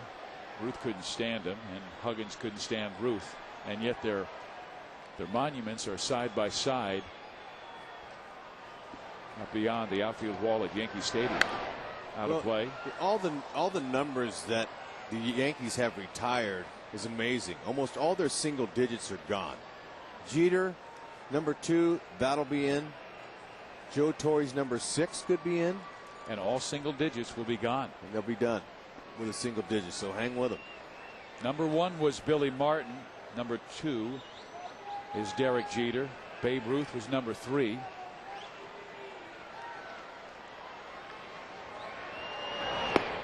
And the Yankees were the first team to put numbers on the uniform, and it was according to their batting order. They're the numbers that have been retired, but in the 1920s when they did that, Babe Ruth hit 3rd. Lou Gehrig hit 4th, and on down it went. And then that would change later when, you know, lineups moved around. Joe DiMaggio came up in the 30s, and he took number 5, and Mickey Mantle came up in the 50s. Foul back. Well, you wonder if they'll retire number 51, Bernie Williams. That's true. But here, isn't it interesting? They would give Derek Jeter the number 2. They must have known something when they drafted him in the first round out of Kalamazoo, out of high school. And when he made it to the big club, they gave him the number 2. And in his rookie year, he would help the Yankees win a world championship. Okay, and they must have known something when they drafted me in the first round back in '78. They gave me number 56. They knew something there. This guy was never going to be a great Yankee. Hang with him. Tony Peña's wearing my number now. First base coach. Well, after Derek Jeter had won 3 world championships, he said, Yogi Berra passed by me, and he said, young man, you got a long way to go. I got 10 rings. And Buchek strikes out Derek Jeter, future Hall of Famer. But the Yankees with a 4 spot of the Angels in the 8th.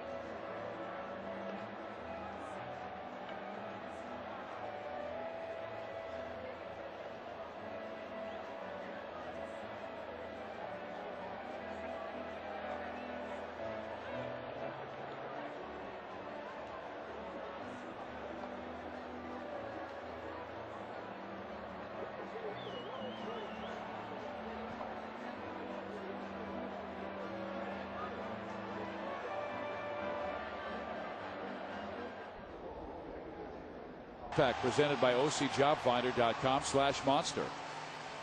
The family fun pack includes 4 game tickets, 4 Farmer John hot dogs, and 4 soft drinks, all for just $39. And the next family fun pack game is this Sunday, August 26th, as the Angels take on the Toronto Blue Jays. Tickets for this game can be purchased at angelsbaseball.com. Another sold out stadium, 44,000 on hand. The Yankees leading, and we'll get our first look at Jabba Chamberlain, a 6'2", 230-pounder who can really bring it. You could see what he's done. 7 innings, no runs, and only 2 hits allowed. Well, they knew something when they traded Proctor. They're going to bring this kid up who's a starter. He'll be in that Yankee rotation most likely next season. But he's got a good 99-mile-an-hour fastball. The Angel batters will have to tune it up a little bit. A slurvy slider. That's got a little bit of break, good solid depth to it. And this guy goes right after people. And he's got good command with that slider. He's got an occasional changeup, but he won't use that a whole lot out of the bullpen.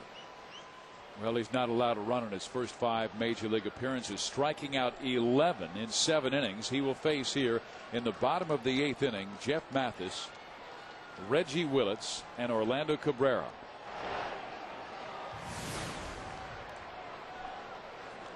Well, just about every single hitter in the big leagues loves to hit a fastball. This guy has an overpowering one. Sparky Anderson had a line, Rex, about, hard fastball, guys loving fastball, and he goes, I love ice cream too, but I don't like a gallon of it. That's right. Well, that's what they're going to get.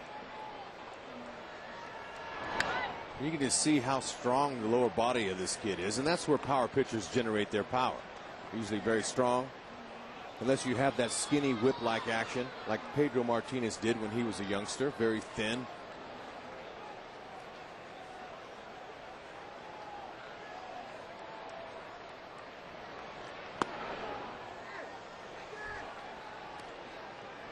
He's got a little Roger Clemens in him as far as that power bottom half goes.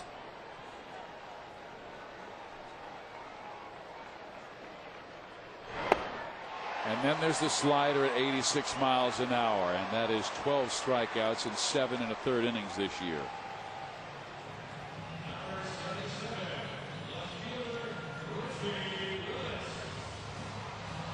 So Jabba Chamberlain will now face Reggie Willits, and Reggie's had a tough time in this series. Now 1 for 27 against the New York Yankees, but he's also struck out 10 times in his last 4 games, so he's fighting through some tough times, and he has been a major reason for the Angels' success. His job as a leadoff batter earlier this year, and then moving to the number 9 spot when Sean Figgins took off. Well, Figgins is day to day because of his left wrist problem, and Willits is struggling.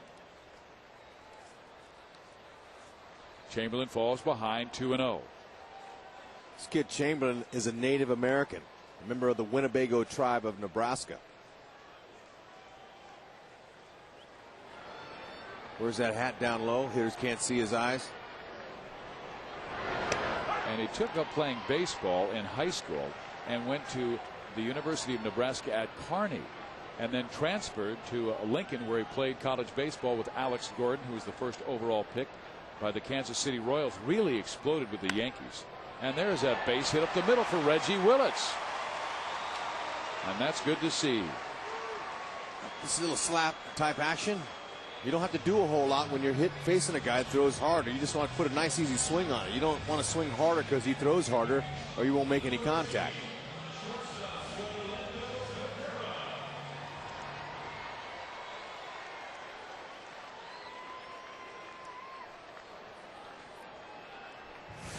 He's now facing Orlando Cabrera, who's responsible for the only run of the ball game for the Angels.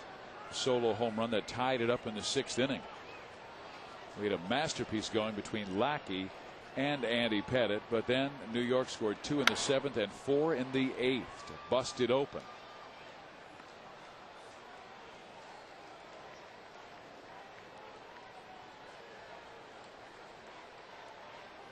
You know they like him when they've already talked about him being in the rotation next year.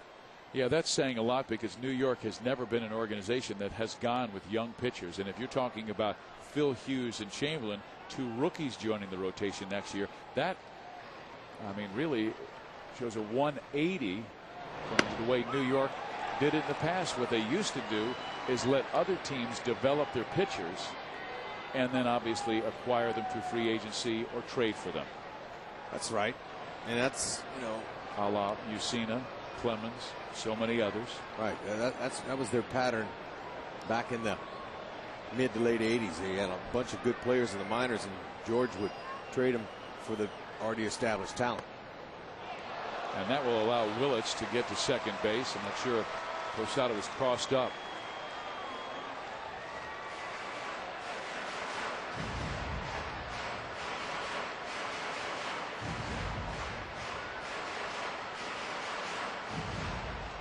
That'll be a pass ball on Posada. Right now, the Yankees organization going with a certain situation when a guy is in his first pro year, first full pro season. If he pitches 1 inning tonight, then he gets 1 day off. If he pitches 2 innings tonight, then he automatically gets 2 days off. They want to protect this kid's great arm, and he throws the slider to Cabrera and strikes him out. Yep. See, that's an extremely effective pitch after you're throwing in the upper 90s. We're going to show this kid on our X-Mo for the first time. Let's check him out. Gets on top. You see the little dot. Cabrera missed it by a mile. Good pitch.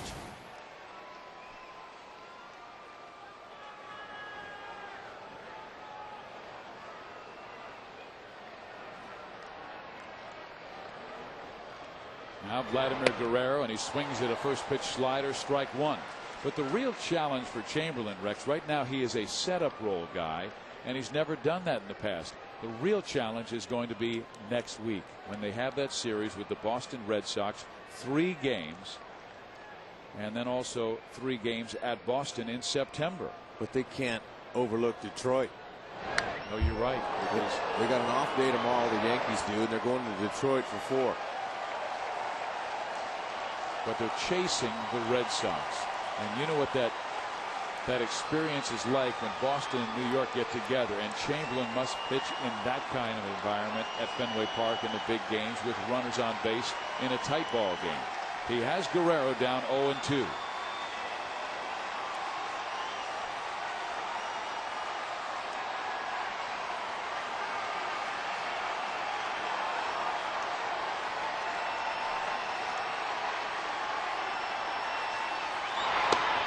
Slider struck him out. Chamberlain shakes his fist as he gets the great Guerrero and strikes out 3 in the 8th inning.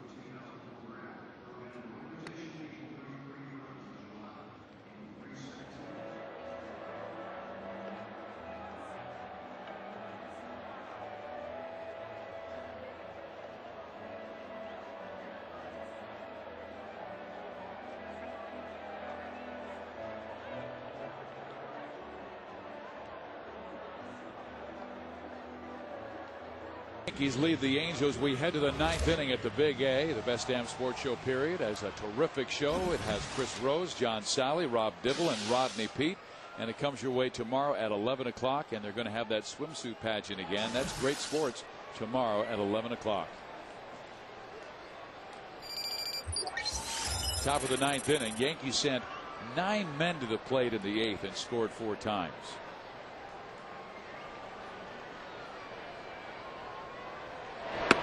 Bobby Abreu takes strike 1. Lackey worked well.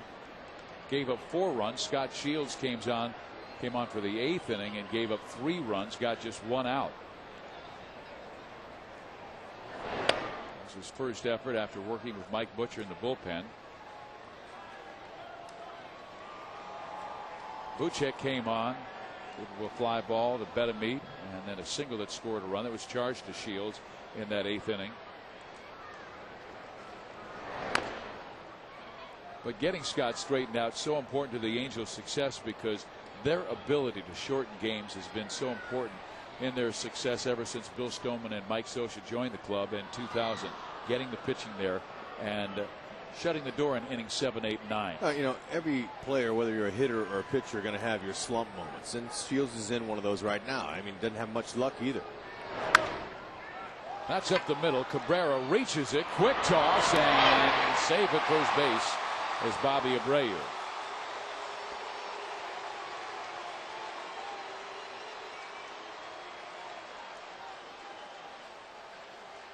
That's a leg hit. Buchek slowed it down a little bit. Cabrera on his high horse over the middle. Comes up off balance, but Abreu runs very well. Got it. Base hit.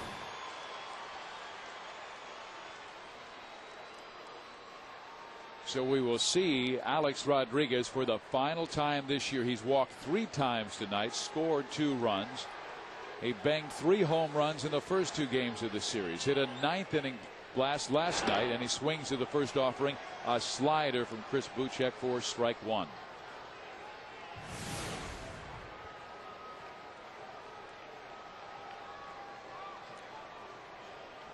.307 average, and obviously because of the 75 walks this year, an on-base percentage well over 400.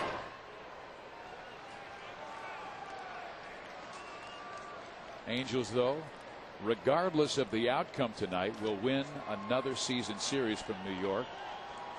They came into this game 6 victories to just 2 for New York, and both came in that series at Yankee Stadium in July. In there, 1-2.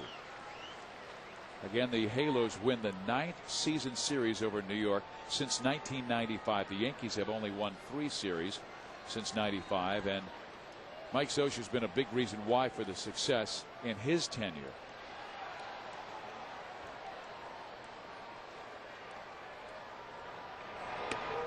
In there, strike 3 called. Buchek knifing a fastball on the outside corner at the knees for strike 3. Buchek, he pulled out his best pitches for the best player, and he executed.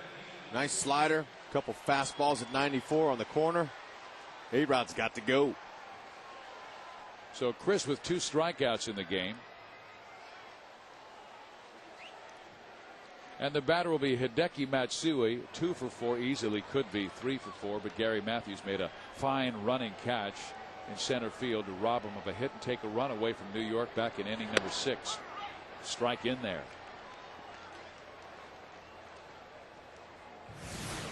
New York had won 15 of 20 before coming to the Big A. Lost the first 2 games, 1 in 10 innings, and getting rolled last night 18-9.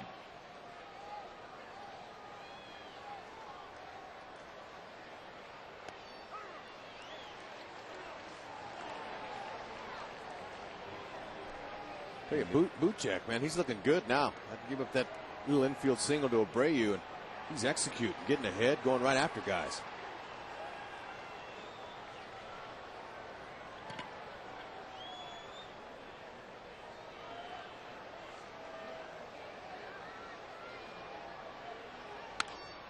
Hideki Matsui to center field. Abreu's off for third base. He will make it. And Matthews brings the throw to second. So it's first and third for New York with one down in the ninth inning. And Matsui has 3 hits in the game. By the way, Rex, Brandon Webb is going for Earl Hershiser's consecutive scoreless streak. He had 42 consecutive scoreless innings, and it was a race tonight in the first inning. Knocked off. Streak is over. Allowed a run in the first inning to the Milwaukee Brewers. He needed 17 more innings to catch the great Hershiser, but it's the 5th longest in Major League history since 1940. Still, his team won 3-2.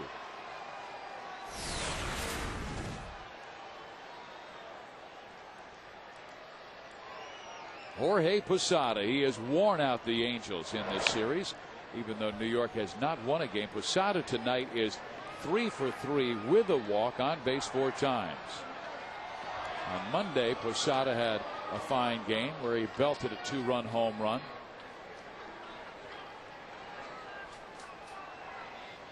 Brandon Webb gave up 2 runs in that 3-2 victory and got the victory for Arizona as they hold on to the lead in the National League West. That ball popped up right side. Vlad Guerrero and Howie Kendrick. It is Kendrick calling everybody up to make the catch.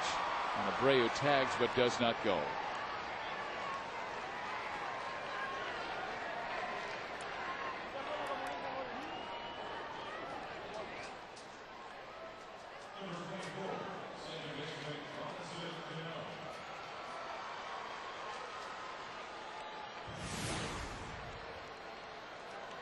Robinson Cano. He had a big hit back in the 7th inning, a line single after Posada had walked to start the 7th off John Lackey. Then Betemit lined out in a 1-1 ball game. Melky Cabrera sent a single to the right side, and that broke the 1-1 tie and gave them the lead. And there's another smash off the glove of Howie Kendrick. That's a base hit, and Abreu scores to make it 8-1 Yankees. Buchek was cruising along. That 0-2 base hit he gave up to Matsui kind of set him back some. Howie Kendrick, nice try. Looked like he overextended, might have hit him in the heel of his glove, but nice effort.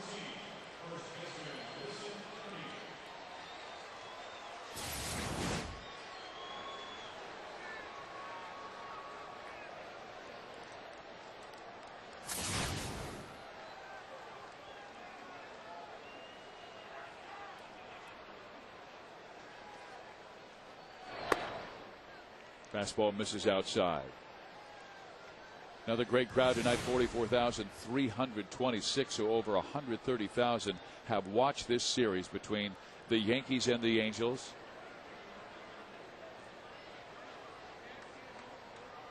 We had a great show tonight for 6 innings, a tremendous pitching duel between John Lackey and Andy Pettitte. They were locked up. New York had a 1-0 lead after the 4th. It held that way until the 6th inning when Orlando Cabrera hit a solo home run to tie it. But in the 7th inning, New York scored 2 runs and then 4 in the 8th and 1 so far in the 9th.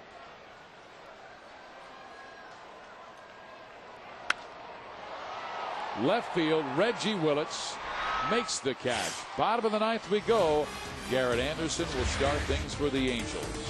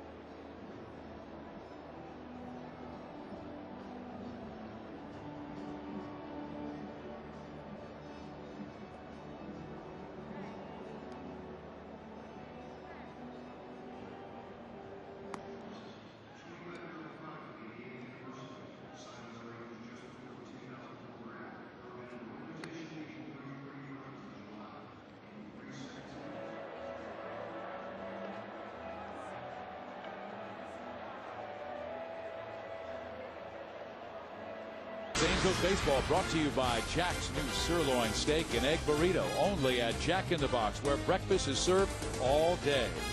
By Rico Corp. Move your ideas forward with Rico dependability. And by Southern California Ford, not just miles per gallon, but more fun per gallon. Steve Physiak, Rex Hudler with you. 44,326 tonight at the Big A, and they have not enjoyed this one. 8-1 Yankees have the lead as they have hammered the Angels in the last 3 innings. Angels live after the game. Jose Mota and Michael Leaves will have interviews from both dugouts, and Bill McDonald and Mark Gubicza with analysis. Kennedy's confidential. Confidentially yours. There they are, the leaders of the pack. Looked like Gubicza wore his Philly Mafia outfit tonight. What do you think, Rex? Hey, he's a sharp-dressed Philly guy. What do you want? Look at a silver tie. He's a class-looking guy. Billy Mack? Hey, look, come on. Billy, you're not taking second seat to him. I know you got the same color suits on, but way to go, guys. Way to style up for us. Yo, Gooby, how about them Eagles? Here we go. Bottom of the ninth. Mariano Rivera is in. Juan Rivera was thinking about, because I was reading about his assignment in Salt Lake City. He is running better, we are told. Went 2 for 4 yesterday. That's a good sign, as the Angels hope to get Juan back before the season ends. Mariano Rivera, one of the great closers in the history of the game, to face Garrett Anderson.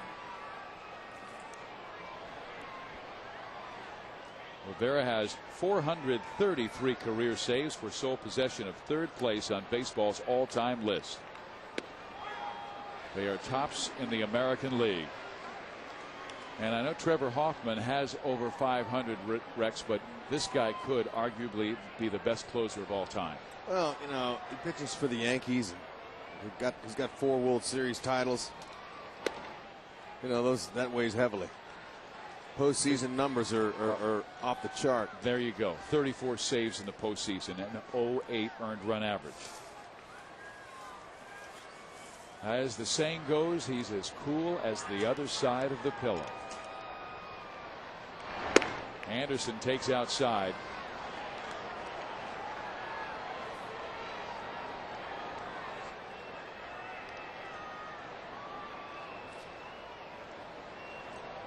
Mariano, he'll rely on that cut fastball.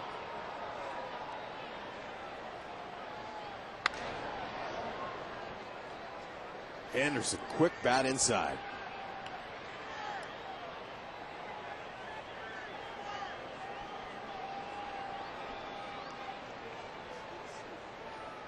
Anderson tonight on base twice with a single and a walk. He had that tremendous game last night with 10 RBIs, an Angels record, 2 doubles, 2 home runs, including his 8th grand slam, which is also a new Angels best. And a swing and a miss, and Rivera strikes out Anderson. Still, the Yankees had come in so hot, Rex. They had won 11 of their previous 13 series, and the Angels will take this one 2 victories to 1. No, I think they slowed the Yankees down a little bit. The Yankees always have a tough time against these halos, especially in this yard. Angels will take on Toronto the next 4 games. They've always been a tough test. Howie Kendrick. Kendrick was given a base hit on that play up the middle that Robinson Cano got to, and if he handles cleanly would have easily thrown Kendrick out by about 10 feet. But he bobbled it. Then in the exchange from glove to hand, bobbled it into center field, and Howie was given a base hit.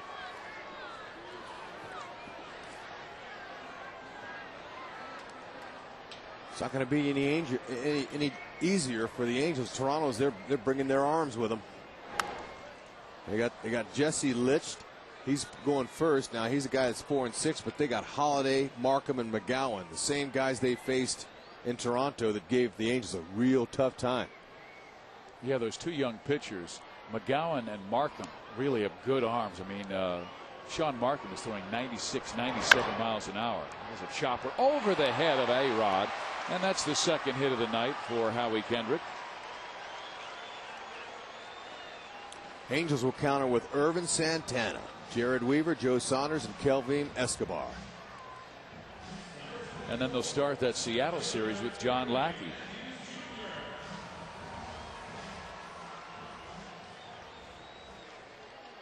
So Seattle will miss Kelvin Escobar as the Angels travel to Seattle after the Toronto series for a 3-game set up at Safeco. Gary Matthews 0 for 3 in the game, a pair of groundouts and a pop up to right.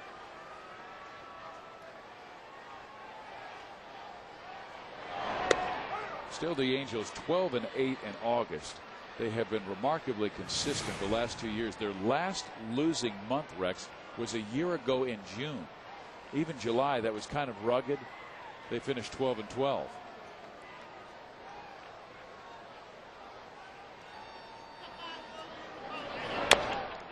That's a high chopper on the infield. Matthews is saved at first base, and Gary has an infield hit, so the Angels will keep the pressure on. Well, this one's going to be a tough comeback for the Halos, but they do have 30 this year and 12 in their last 23 games. And Gary, well, I can tell you what, Rex, I'm just wondering if he tweaked that left knee again, racing down the first base line. Well, it's tender. You know, we're in the dog days. Every guy out here has got some kind of issue. Matthews, for him, has been his knees, been a little bit sore, but he smelt that base hit off the plate and got him a knock. He had to work for it. Meiser is Turiso. He takes low ball 1. Turris tonight 1 for 3. That was a single back in the 5th inning.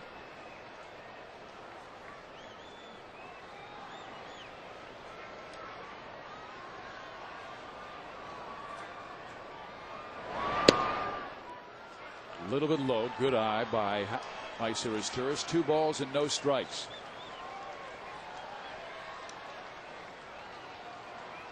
See, Mariano, you know, he doesn't have his 96-mile-an-hour fastball anymore, but he's extremely effective at 93, occasional 94. In there, 2 balls and 1 strike. Mariano will be a free agent at the end of the year as well.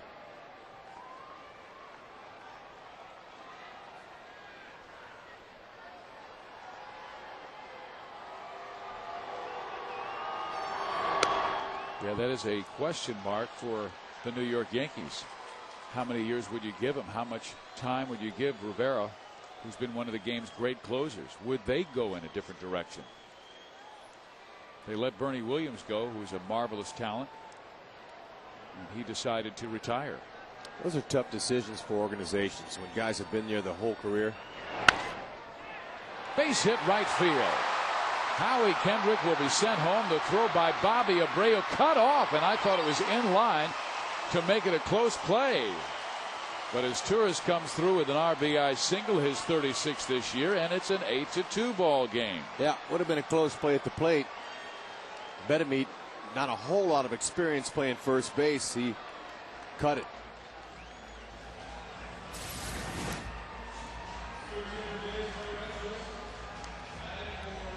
Turris is going to find a hole on that right side.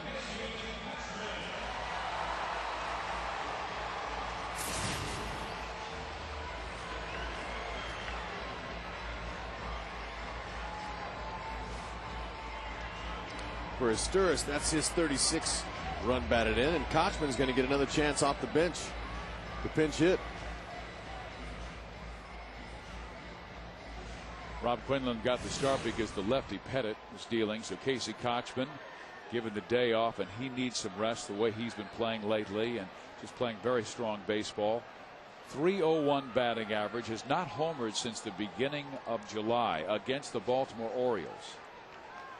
Koch has been their best hitter off the bench this year, though, going 4 for 8 with 2 RBIs, a cool .500 average.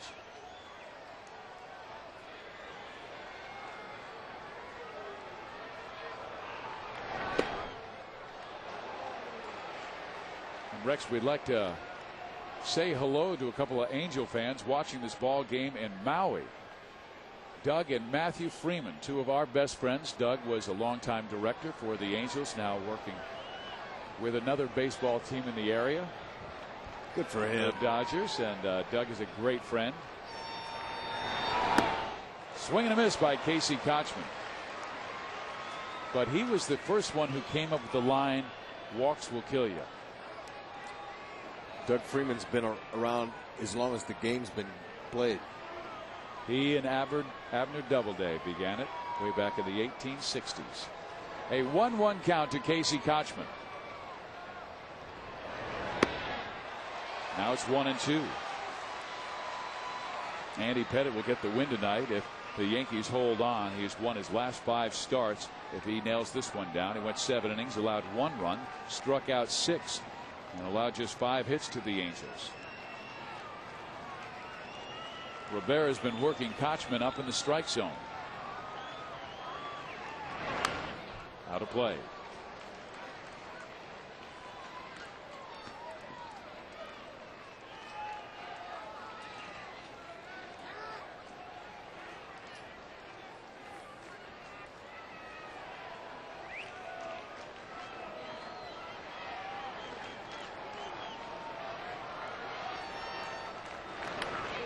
In on his hands and hit him in the hand. Wow. Well, that's that hard cut fastball, and he was committing to swing, and man, it looked like it hit him flush. That's just another tough break for Kochman. And another tough break for this team. Because the Angels have lost Sean Figgins. He's day to day, and Casey in a lot of pain as they do remove his glove right in that thumb area.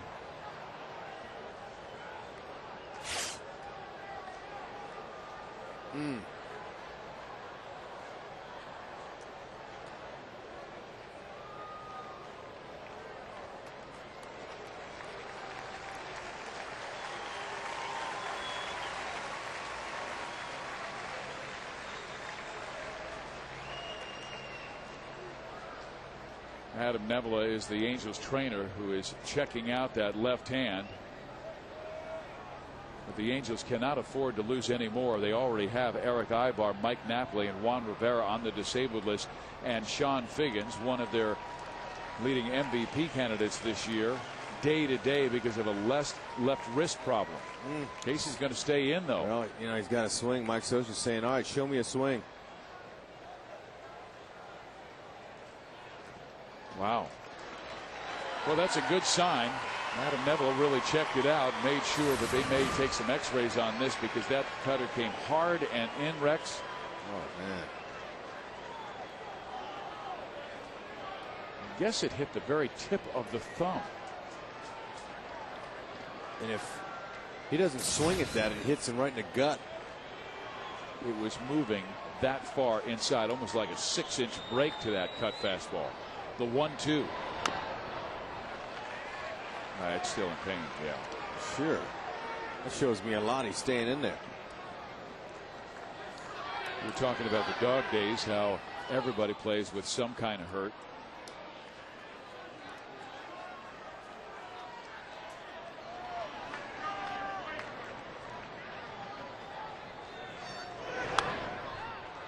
And he has had some crazy injuries in the past, like getting hit in the head earlier this year, a concussion and a throw to second base from Russell Martin. Also got hit in the hand during his minor league career and broke some bones in his hand.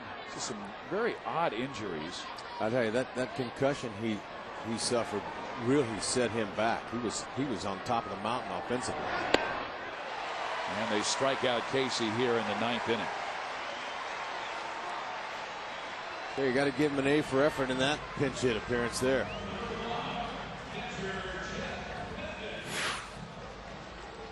Again after the ball game, Angels Live with Bill McDonald and Mark Gubicza.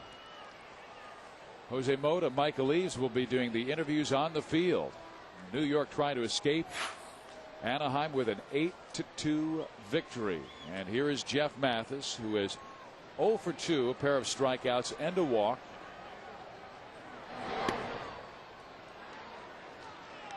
You know, they say he has one pitch, basically a cut fastball, but it looks like he's got a sinking fastball, a cut fastball, a straight fastball. He's got a fastball that he can make from 86 miles an hour up to 94. That's right. You know, he's a veteran guy, knows how to apply the finger pressure to make it move, but mostly hard stuff. And he's going to pitch a little differently when it's not a safe situation. He's getting some work with the off day tomorrow. The Yankees fly to Detroit. Gear up for that 4-game series they're going to have it against those guys.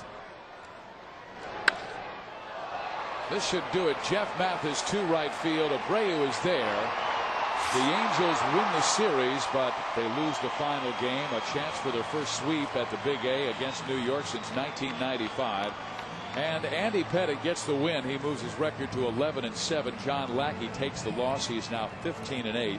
Bobby Abreu hit a big home run in the 8th inning. But with the score tied at 1, Joe Torre's team scored 2 runs in the 7th off Lackey, and then 4 more in the 8th inning off Lackey and Shields. And the Angels lose the ball game 8-2. For Joe Torre, he wins game number 1,150, moving past the great Casey Stengel. Congratulations, Joe.